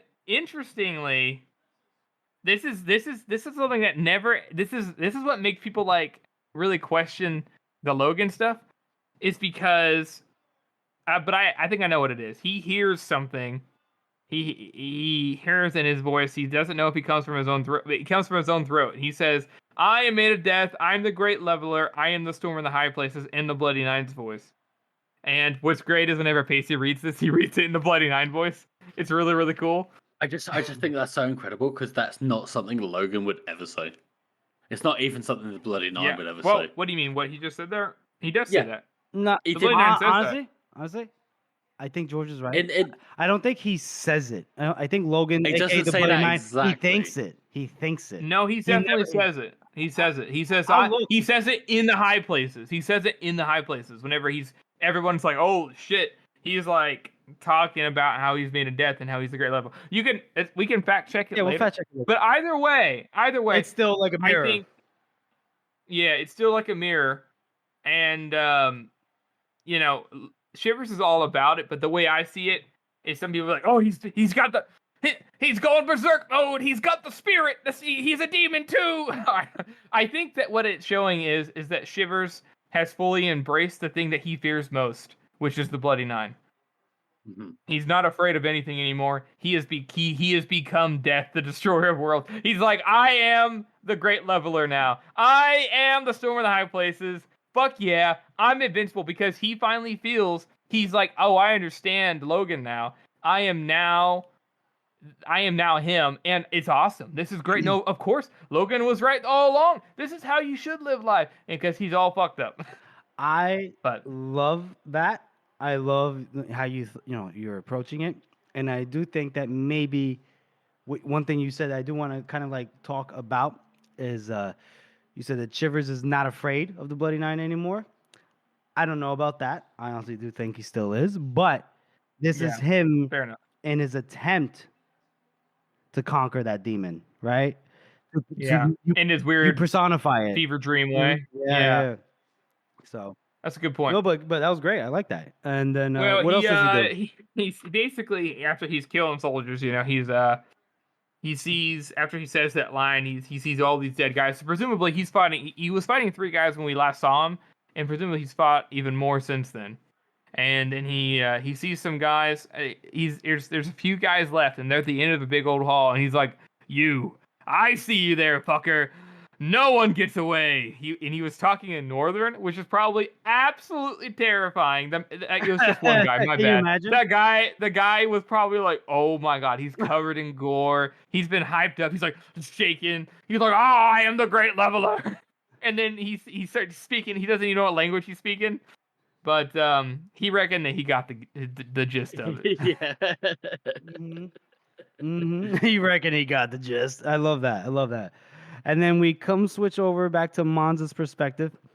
They're moving throughout the garden, and she's looking at Ganmark, and Ganmark is kind of backing up. Right, he's on the retreat for once.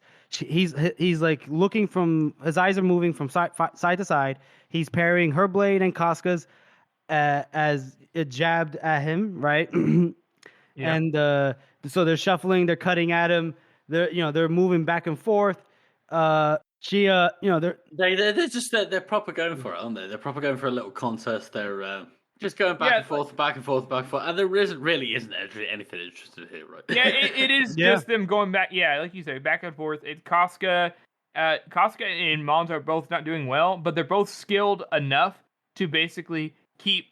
I think it's less of just Ganmark just retreating. Ganmark's being tactical. He's deciding where to fight. He's trying to set things up. right. And Monza and Casca are desperate. Casca's old, out of the game. Monza's fucked up and not using the right hand, so they're barely holding on. Yeah. I think, and it just seems like they're doing okay. Well, I mean, yeah, but it does look like they're doing good. In the meanwhile, she hears Shiver's voice roaring in Northern from somewhere, right? And then there's like a little bit of witty banter between the two of them. Casca goes, "Can you get on and kill this bastard?" And she goes, I'll go left. I'll go left. You go left. I go left. Wait, left it is. Okay, whatever. So they heard him, and then Monza notes how Ganmark, he just looks exhausted. He's breathing hard, and she's smiling. She goes, "Oh, I got him now! And then out of nowhere, he suddenly springs, and he's starting to he's coming right at her. And he goes, "Oh, wait a minute! He's a lot less tired than I thought." He did the move. He did the painted tire. Like, oh man, this is so hard for me. That's what I mean. He was feigning retreat. Yeah, exactly. That's a war crime now. Get the fuck out of here. It is. It's called perfidy. What? Damn, George knows. I've heard that word George knows before. so much. I heard that word before, but what? When you pretend to surrender and then just turn around and go, haha, that's a war crime. All right, that's different. You know what's also a war crime? Dressing up as the enemy soldiers and ambushing them. Yeah, that's a war crime. Yeah. That's also a war crime. That's impersonating something. Anywho, so he basically left a burning cut across her thigh, and she basically tumbles down, right? Because now she can't really move her leg. She's jacked. And by the way, folks, we've actually seen a fight like this before. It's in Star Wars Attack of the Clones. Count Dooku is fighting Obi-Wan and Anakin at the same time. And then, what? You guys, you know what I'm talking about? He slices Obi-Wan's leg, and he goes down. He takes him out of the fight, and then Anakin's like, "Oh, I got this." And Casca's like, "Okay, I got this. Here we go." And then We've got to ask Joe Abercrombie if that's we gotta see if he's a Star Wars fan. You're right. I remember. I mean, that. Ganmark is Count Dooku, isn't he? I mean, basically, that's hilarious. That's so fucking funny. Well, he doesn't create a big clone army, so I don't know. Yeah. Well, but he does. Okay, we'll talk about that in a minute. All right. Well, Monza, like I said, she crumples, right? Now, at this point, then it's just Casca. So now he springs past with the hoarse cry, swinging wildly. Ganmark drops underneath Casca's swing, right? And then he lunged from the ground and ran him clean through the stomach. Oh. Casca's sword drops. It clangs hard into the warrior's shin. Actually, I'm sorry, it didn't drop. I guess because he was still swinging. At this point, the momentum carried through. He basically swung at the shin of the statue, but then it flew from his hand, and then the general whipped his blade free. And I imagine as he did it, like how when in popular culture, how samurais they do that with their sword, and then the blood just goes. Oh yeah, he absolutely It's did cool. that because he's just that fucking cool. Yeah, basically because he's that goddamn cool. And then Again, Tarantino-esque. who cares? It's fucking dope. And then Casca drops to his knees, and Gammark goes, and that's that. And now Gammark turns towards her with the statue, behind him while he's walking towards Monza, I guess. A few flakes of marble trickled from the statue's ankle, from where Monza's sword had chopped into it. And he tells Monza, look, you gave me some exercise. I'll give you that. You are a woman, or you have been a woman. Misogyny of remarkable determination. What? What? He said you have been a woman. How has that been? I mean, I don't know. I think he's just referring to her in the past tense because he's about to murder her, right? Oh, all right. I don't know. I thought it doesn't mean that she's not a woman now. All right. I thought the name of the game nowadays was just to yell like these kind of insults at people. I don't know. Anyway, to just label somebody something. Anyway, he goes, in your woman of remarkable determination, but in keeping your eyes always ahead, you blinded yourself to everything around you, to the nature of the great war you fight in, to the natures of the people closest to you. If Duke Orso and his state of talons are no more than a sword in the hand of Valentin Balk, then you are never more than that sword's ruthless point. Always stabbing, always killing, but never considering why. There was a gentle creaking, and over his shoulder, the statue's own great sword wobbled ever so slightly. Still, it hardly matters now. For you, the fight is over. Any pithy last words? Pithy? Any pithy last words? And then Monza goes, behind you. And the statue rocks gently forward. And he goes, you must take me for a fucking idiot. But then we hear a crack. The statue's leg split in half. And then the statue toppled forward because of fucking course it did. And then Gammark. It's a literal Deus Ex Machina. Yes, exactly. Oh my god, I got so much to say about this shit. Anyway, Gammark was just beginning to turn when the sword of the giant statue, pinned him between the shoulder blades, down to his knees, through his stomach. Basically, the motherfucker's dead. The statue killed Gammark because it toppled conveniently forward and stabbed him right between. And he made a sucking sound like water draining from a broken bath, coughed blood down the front of his uniform, and his head fell forwards, and that was that. And Casca even goes, now that is what I call a happy accident. And then Monza counts. 4 dead, 3 left. And she looks, sees someone coming out from beyond the colonnades or whatever, and it's Day with still the loaded flat bow. So she must have took out those dudes that came after her. Friendly is right behind her, knife and cleaver, all in hand and everything. That makes sense. Because Friendly had to fight a couple guys. Then he went to help Day. Probably, yeah. He came right after her. Yeah, that makes sense.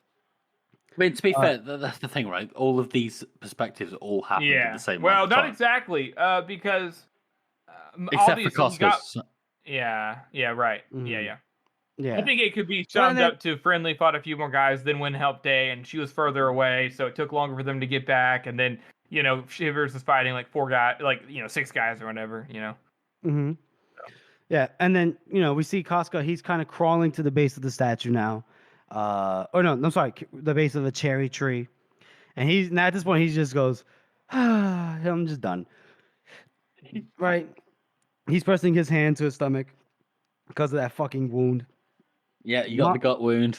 Wound. Every single time somebody has a gut wound in a film, they're dead.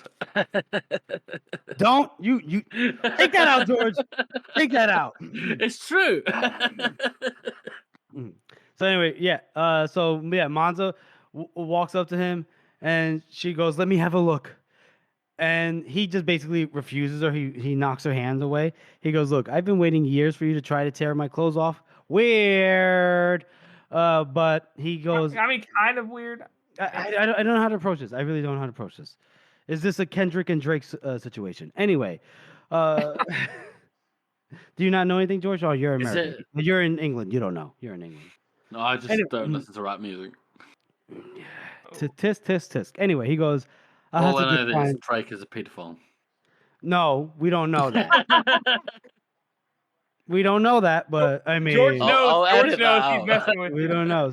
But certified lover boy, certified pedophile. Anyway, so he goes, I'm finished. I'm done. And then Monza goes, look, you never. And he goes, look, right through the guts, Monza. It's over. And you're going to have other problems soon because they can hear the other soldiers on the other side of the portcullis. But he does say 4 out of 7. Never thought you made 4 out of 7. He's smiling at her. And Friendly repeats it, 4 out of 7. And then she goes, I wish I could have made Orso one of them.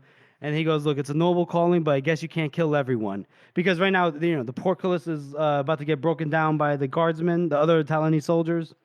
Shivers comes up, and he goes, is there any left? And then Friendly goes, no, but some out there, though. And then Shivers goes, okay. And Monza asks him, are you all right? He goes, I don't really know if I am all right. And I know he means like, I don't know if I'm okay in the head. And she goes, I mean, are you wounded? And he goes, no, not no more than when we started. And then he says, reckon I must be beloved of the moon today, as the Hillmen say. Call back. And he points to Monza and he says, oh, you're bleeding. She goes, yeah, my fencing lesson turned ugly. Anyway, she doesn't know what to do because Shivers asks her, okay, well, what now? Because, with these soldiers coming soon. And then Day, out of nowhere, she goes, I have an idea. And she's smiling. And then she points.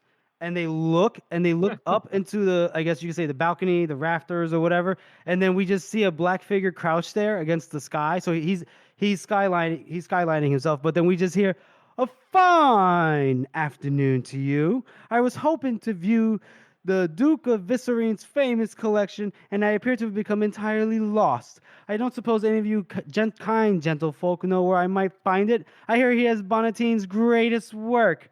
Ladies and gentlemen, our boy, Castor Morvier, a.k.a. Ratsock Revrom, has made his appearance along with Practical Vitari. And as always, he's taking credit Vitari. for somebody else's idea. What?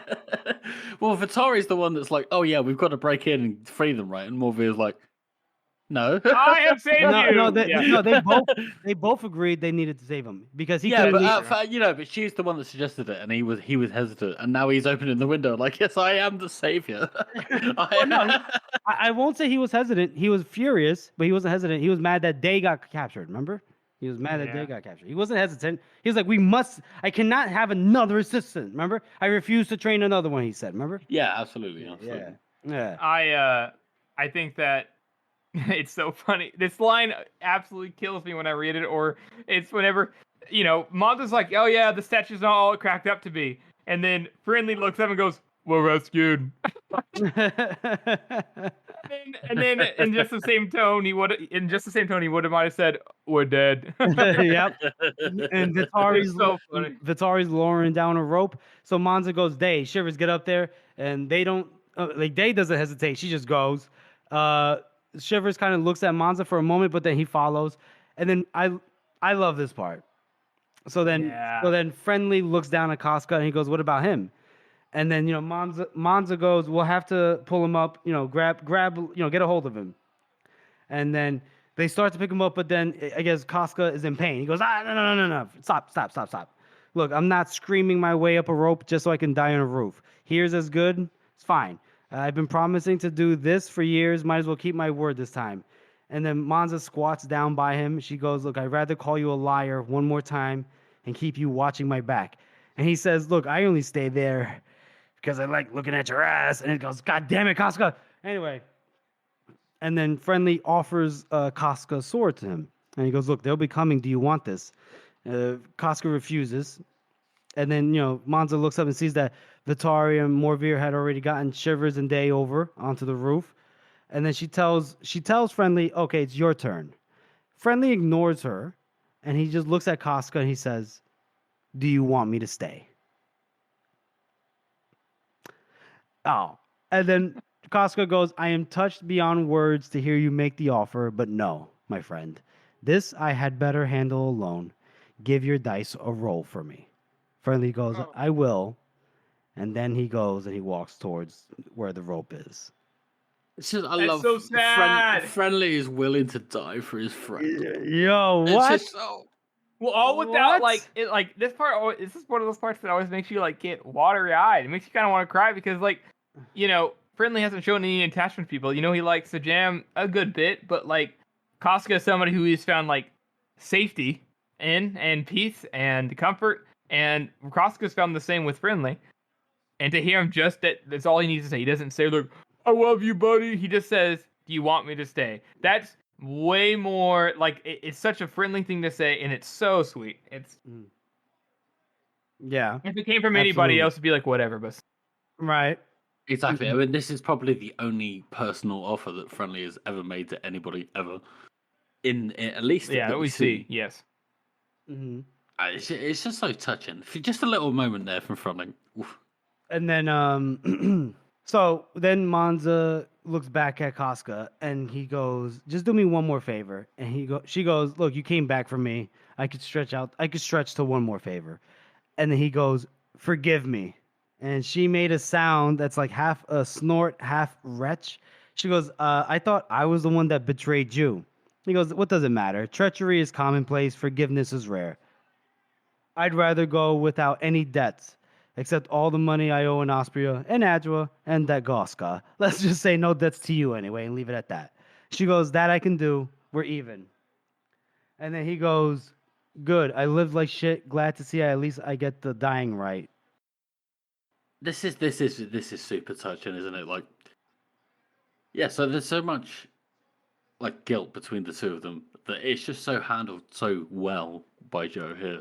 And these just couple of sentences, it's like a proper goodbye. They're both, even as hard as it is for both of them. Like he literally thinks he's dying. He's gonna die any second. He's like, well, you should. I need you to forgive me, even though she thinks the same thing. Like, how hard is that to deal with in like 30 seconds when you know you're gonna die? Mm-hmm.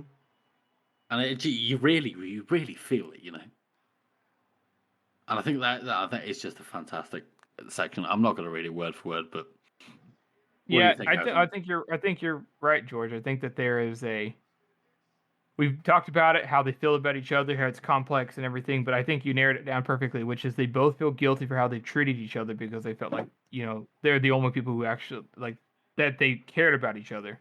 It doesn't matter in what way. They had an understanding, and for her to lose just another connection of one of the very few people ever who will ever know her truly is difficult for her. But she's also, she's so caught up in her own stuff. By him saying that, he's also helping her. It's like it's the one good thing that he's really done, which is he's helping Mon to get over her guilt too. Because even though he hasn't held it against her, he has held it against her. Even though he's not actively saying it because he knows it hurts her, he is at this point now actually letting it go. Not because he's saying sorry, but because he understands her so well that by making her forgive him, he knows that she'll have to forgive herself, which is what makes it such an emotional moment. Wow, I never even thought about it that way. That's it always blows me away with your insight, Harrison. Yeah, boy. Thanks, George. Yeah, man. So Monza, as we talked about, forgives him, calls it even, and now she's rushing to get to the roof. They pull it up and over. And Morvir can't help but be Morvir, right? And he looks and he sees all the carnage down in the fucking garden, and he goes, I'm so happy to see that in my absence you succeeded in keeping the slaughter under tight control. Roasted. And then she goes, yeah, some things never change. And then Vitari asks, well, what about Casca? And the Monza says, not coming. And then Morvir he goes, ooh, he failed to save his own skin this time? Ha ha. So a drunkard could change after all. Oh fuck! Shut the fuck up, Morpheus. Shut the fuck up. You could have been the hero. You could have been the hero if you just shut your goddamn mouth. But no, had to open his goddamn mouth. Monza and Vitari didn't say anything, but they were not They happy both about would have this. probably, if depending on circumstances, Monta even thinks about like, oh, if I would have killed him just here right now. Yeah, if I could use her, she could use her hands. That's right. And then so they're about to go like rappel down to the boat that's in the canal or river, you could say. And she takes one look back, and she sees all the carnage, and she sees that Casca's eyes are closed, and his hands are resting in his lap, and cherry blossom wafted down and settled across his stolen uniform, and she goes, "Casca, Casca, what will I do without you?" And that's the end of the chapter, folks. That's the end of part 4, if I'm not mistaken. Boys, how do you rate that chapter? Man, it's a 9 out of 9. It's got the action, it's got the emotional beats, it's got everything you want in a chapter. This is some of the best action. Like this long of a duel. Like we don't get this long of a duel. This is the most this is the best, in my opinion, one-on-one duel, except for the Feared and the Bloody Nine. But 1v1 duel, or 1v2, whatever. But like the detail and how they're both fighting their own ways, but it's actually still like a fencing match. It's pretty cool. Yeah. And Ganmark, we get so much character in this scene too. We get this little side character stuff, man. It's got it all. It's the shit.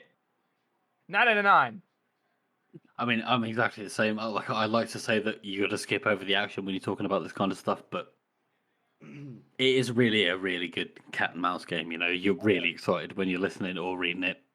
Mm-hmm. It is really good, and then you've got all of the. I really find this interesting where Ganmark is a highlighted character in this, where we find Ganmark interesting just because of the way that he relates to all of the other characters. But we know next to nothing about him apart from one or two details. Yeah. But he manages to be such a threatening and also sort of like an actual kind of philosophical counterpoint to most of the characters. Mm-hmm. And all of that in one chapter. Yeah, it's got to be a 9 out of 9, right? Yeah. Yeah, I mean, you can disagree though, be Jeff. wrong. Yeah. So what I'm gonna actually, I'm gonna do a 8.5. Well, yeah. So I don't mean to burst your bubble, but I'm gonna have to give this a 9 out of 9 fucking fingers. Yeah!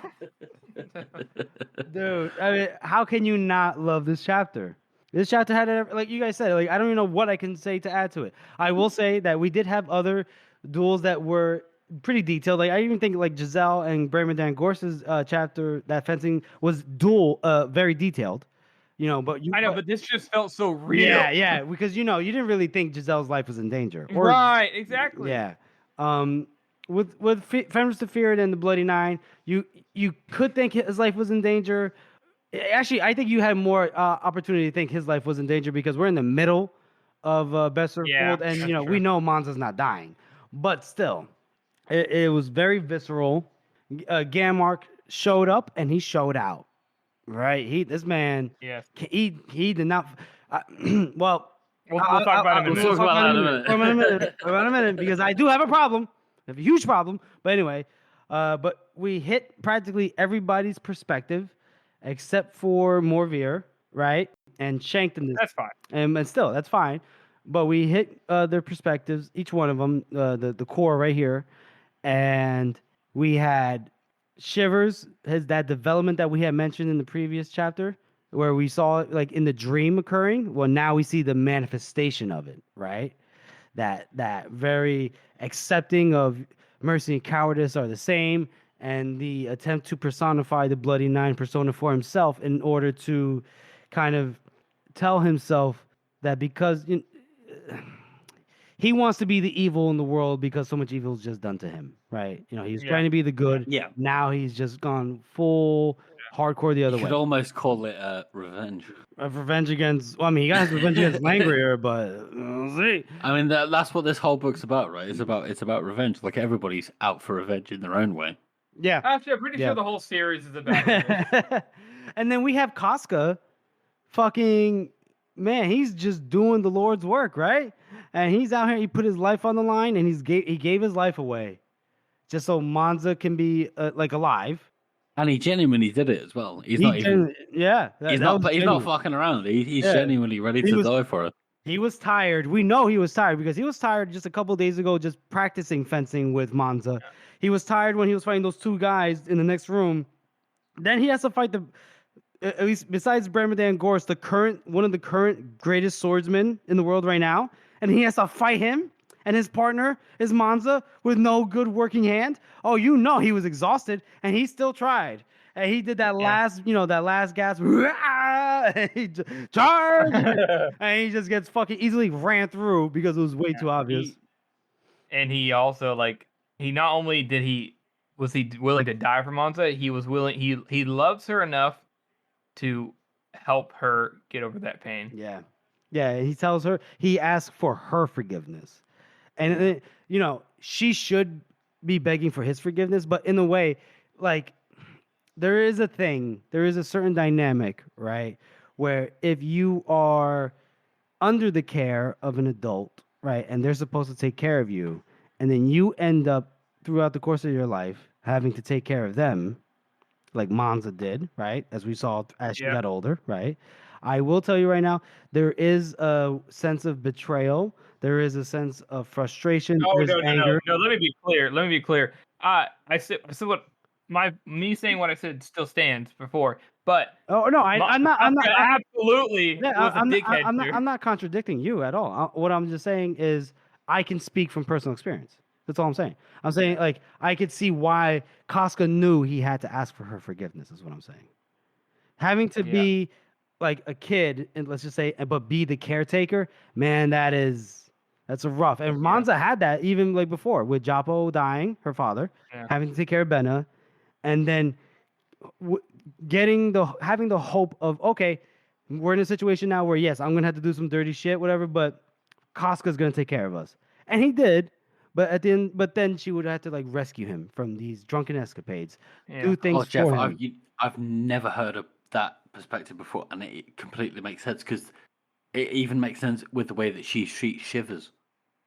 Like when she's nursing, she's basically, this is this badass fucking mercenary that's been thrown down a mountain. Caretaker. She's a caretaker. Yeah. She's a caretaker at heart. I resonate with that because, well, you guys know, but I'm not gonna get into it. But that's great. That's brilliant. That's fucking excellent.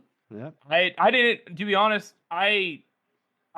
George, I'm surprised that you didn't think of it. Not in any insult to you, but because I had to deal with a similar thing growing up as well. So it was my mind. It was absolutely inherent, the responsibility that she felt like she was underneath. The whole reason she took care of Shivers and took care of Benna and took care of whoever else, her company of the Thousand Swords, it's all she knows. Because it's all she knows is responsibility. The only person who didn't do that to her, and who the only person she truly honors in her mind, because she is aware that it's wrong, she just doesn't know anything else, is Japo, her actual father, was the only person who actually didn't put her through that. Mm-hmm.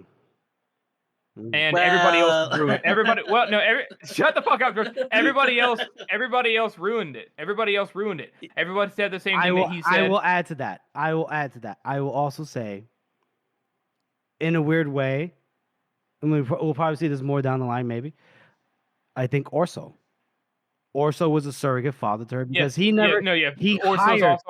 hired her for a job, and he appreciated her for the job. She never had to take care of Orso in the way she had to take care of Benna or Casca, right? That need to be a caretaker. So she was given a job with a single-minded focus, excelled at it because that's what these kind of people do. And his betrayal, I mean, obviously, yes, losing Benna, it breaks her heart in more than one way, and we don't want to talk about that other way. But that betrayal from Orso is really, really hurtful for her. On that level, you see it, and then that anger, that angry response, that's where you're seeing that from, right? You're seeing that not only if it was just an employer.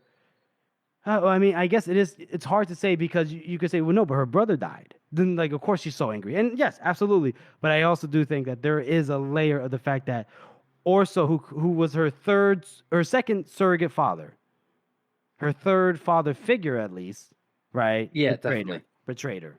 Like completely betrayed her, right? And you know, if you think about Imanza's mind, maybe it's a rule of three again, right? Think about it this way. Japo betrayed her by dying on her early. Nkomo Casca betrays her by ineptitude, not being absentee, right? Being an absentee father. And then Orso betrays her by outright action. Yeah. It's just the escalation, isn't it? Yeah. It escalates all the way to that point. Yeah. And probably I think that's it. Mm-hmm. And there is definitely that theme of Monza being betrayed by every single person in her life. That's pretty much it. Every single father figure in some way, at least in her mind, is what I'm saying. And it probably does it has to do something to her psyche, right? If you think about it. Absolutely. Like that kind of like you said, that gradient of betrayal. Now, betrayal is a very, I'm using that term loosely here. I'm just using it as what the concept it represents. Does that make sense? Absolutely. I mean, again, we know that Joe is, he knows psychology. Yeah, exactly. And he knows how to write these fantastic characters where everything just, it makes sense to a personal level, and it's not just, oh, this character is doing thing because they like thing or dislike thing, or it's so deeply woven into the way that the character acts and speaks. Mm-hmm. And it's just, this is one of the best chapters for that, because there are so many examples of different characters exactly acting the way that you would expect that person to act. Mm-hmm. You know what I mean? Yeah, no, I do. I just, it's such a perfect chapter. Love it. The chapter is fantastic. Obviously, we all gave it a 9 out of 9. Just the storytelling in this book is fantastic so far. It's great. I mean, we're getting like these deep insights, even in things that I guess we might be making too much out of it, which very possible. All right, we're goofy, but I mean, just great writing. It's that thing called the death of the author, right? Mm-hmm. So once you've written something, it doesn't matter what you think about it. It doesn't matter what you meant. It just matters what people get out of it. yeah, true. So we'll move on to our final segment, which is our character spot. Boys, I have a lot to say about this one, but I'll let you guys take it away. Who are we spotlighting today? Ganmark. Okay. I'm going to probably the best. The least amount of actual time in the book spent. Probably. He appears in 2 chapters, mentioned in 2 or 3, as a passing glance. But he's probably one of Joe's most defined and interesting characters. Yeah. Okay. Mm-hmm. You know what I mean? Like compared to how much actual screen time, quote unquote screen time, he gets. All right. Okay. You were saying relative to that, because I was gonna say, well, what about Gaba or Malthus? They had, I think, less screen time, but I see what you mean. Yeah, but for how interesting they are. Like Gaba's just like, Gaba's a cunt. Right. I mean, I think Ganmark is one of Joe's I know what you mean. Like one of his best written for the amount of time he's there. He's an absolute badass. He's absolutely self-aware. He's absolutely professional. He's like the villain inside of an action movie where he's like, I am the villain and I know I'm bad, but it's just the way things are, which doesn't normally work. But since he's basically the only character of Joe's that is that and not full of it, he's not even full of it. He's actually that badass. That's what makes him so cool, because you expect him. He subverts our expectations by you expecting him. Oh, is this guy? He thinks he's better than everybody and blah blah blah. But he is. He is better than us. But I just think it's so impressive. It's even down to facial expressions. Ganmark is always sad eyes, wet eyes, sad smile. He's just doing a job. He doesn't want to murder these people, but that's just the job he landed. Yeah, that's what he's got to do. Is what he's paid to do. But he does it well. He's a company man. He does it well. He's like that. He's like the corporate guy but instead of the corporate guy being ass at his job, he's actually like really good. And you're like, and then he comes down from corporate and he goes into the work site and he's like, oh, yeah, this guy doesn't know what he's doing. He's just a corporate guy, you know. He doesn't know what the fuck he's talking about. He's just pushes papers and pens, whatever. And then he's like, I'll get it done, and he does it better than everybody combined. And you're like, oh, that's why he's the boss. I see it now. Never mind. He's legitimate. He's real. Mhm. Yeah, you gotta appreciate Gammark's effectiveness, I guess, at his job. George, did you want to chime in before I lose my mind about what I'm going to say? Really, Jeff? I don't know. I don't know what you're gonna say now. I'm getting No, all no, nervous. no, I just, I might say something to directly contradict you. no. I just want you to chime in before I say my piece about Gammark. I think it's interesting for Joe to make a villain who is complete. Well, from his perspective, he's completely doing the right thing, right? Man, Like he is. Like if you just live Gammark's life, and you never knew any of the background details about anything, he would absolutely be doing the right thing. Mm-hmm. Still is. But he's unifying Syria so that there's no more war. Under also, who under his eye is a fair ruler, compared to like Salia, who just tortures people to the point where his own people have to write slogans about torture on statues. You know, you don't see any of that in Talons, do you? Wait, that was a thing? I don't remember. Did I skip over that in the previous chapters? No, in the intro to Viscerine, there's a bit where it says like justice, fortune, blah blah blah, and instead it says torture and corruption and blah. You know, right. So the people in Viscerine actively hate Celia, whereas the people in Thailand actually like also. So no, really, who's in the right here? Yeah, I get that. You're right. Interesting. Yeah. Well, I mean, I know who's in the right. Timo. Yeah, because but anyway, but also the fact that Joe made this really villainous character gay. I think that's actually quite interesting. That it's just a kind of throwaway line, I don't even see Gammark as a villain. I know he's supposed to be a villain, right? Sorry, I'm an antagonist more than villain. Whatever. Yeah. Okay. Sure. Go ahead. Continue, George. You were interested by that because it's this was before all PC stuff like, and again, I'm not gonna, on the podcast, I'm bisexual, so I can say whatever the fuck I want. Yep. He's protected. He can say whatever he wants. Yeah. Sorry. I just think it's interesting that you can go, yeah, it's a gay man who is also doing all these awful things, and it doesn't have to be relevant, and Monza can take the piss out of him. And it's just like he just shrugs it off. And I think that's a really good character moment where he's just like, yeah, I don't give a fuck. Like his sexuality has nothing to do with why he is where he is, why he's opposing our protagonist. Right, I got you. Mm-hmm. Which is especially because it's like there's a very like Vietnam kind of era thing where it's like don't tell, that kind of thing. Yeah. Oh, don't ask. He was kicked out of the Union Army because of indiscrepancies, because he was probably caught shagging a fellow officer or something like that. Yeah. Well, and if it was the secretary, it'd probably be no big deal, but because it was a fellow officer, was a man. Yeah. But you know what? Stereo A is more progressive, and B, again, it has no bearing on his capabilities and on his competency. Exactly. Right? It doesn't affect his character, and it doesn't define him.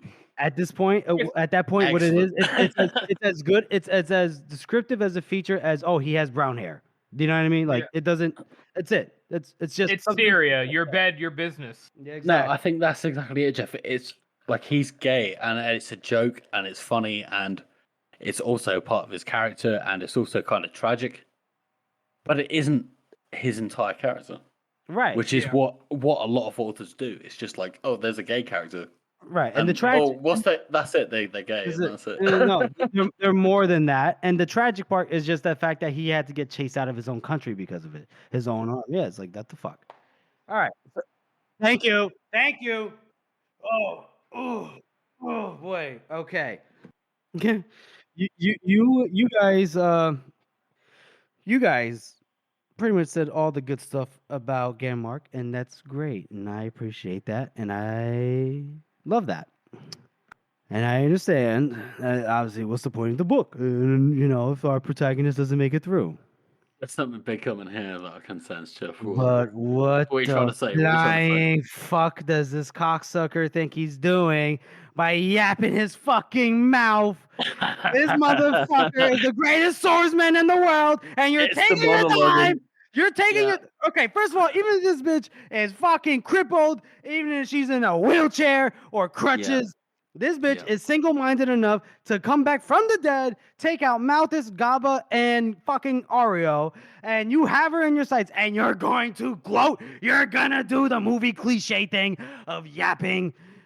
No, motherfucker, you see here, boom, tripper, stabber, done, boom, book over, I'm happy. Fuck that. Fucking Stereo would have been united. What the fuck? Annoying. Fucking annoying. Anyway. I absolutely agree with everything you just said, Jeff, except he was completely right in doing all of that. No, he didn't need to. He had one right up until the Deus Ex Machina with the fucking statue falling on. You don't even understand. This bitch should have died before Casca even entered the picture. Yeah, right? But then we wouldn't have all the big story in there, you know? That's what I'm saying. That's what I'm saying. Fuck this. No, fuck that. Fuck that, man. Man, you just gotta embrace artistic license, bro. What the fuck? All right. It's called poetry. Oh my god. I remember reading. I can't believe Harrison. I remember reading this shit. Right. I remember reading this book for the first time years ago. I can't what was this? I don't think it was 10 years, but it was close to it or something. I don't know. Whenever Best or Cold came out around that time. And I remember going by the time I started reading that first part of the chapter, that part where she fights Ganmark, I go, why is this book so long? She's going to be dead. Why? Then another page, then one page where he starts talking, I go, oh no. Oh, here we go. Here we go. And then Casca jumps in, and I'm like, motherfuck me. But then he goes, I still got time. I'm like, ooh, I'm intrigued. Are we going to switch over to Orso's perspective or something? What's going on here after this? And then no, just fucking no. A fucking statue. Are you fucking kidding me? And anyway, that was a great chapter. I think that's it. I think that's it. That's the point, isn't it? Right? Like it's a kind of ironic. Anything can happen in this world, folks. No. When does Joe do anything when it's not ironic? This is an ironic Deus Ex Machina. Right, we've got Ganmark is complete.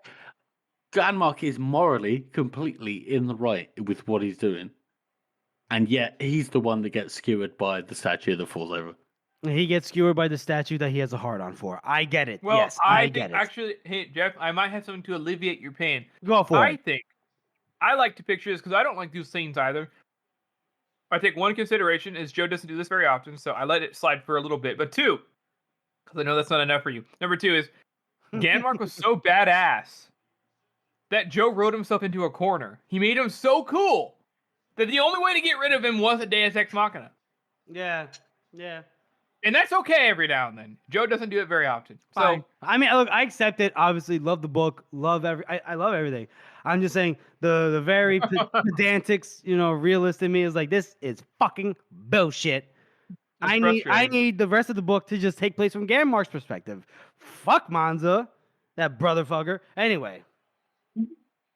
Anywho, but there was a lot that we also dove into regarding Monza. So I love Monza. I love them all. Just that whole bit, I was just like, whoa, son of a bitch, this grinds my gears.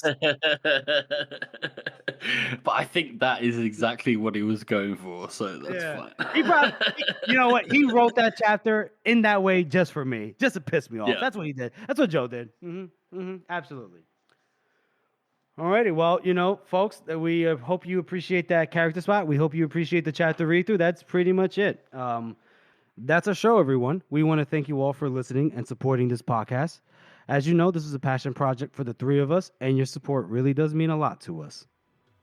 Join us next week for a special episode on the coverage of the first half of Best Served Cold. And make sure you send us a message about what you want discussed on this podcast. And we have a website. It's called circleoftheworld.com. And if you haven't already, please subscribe to this podcast on Apple Podcasts, Spotify, or any podcast app that you use. And please make sure to rate and review this podcast. Thank you all again for listening. And that's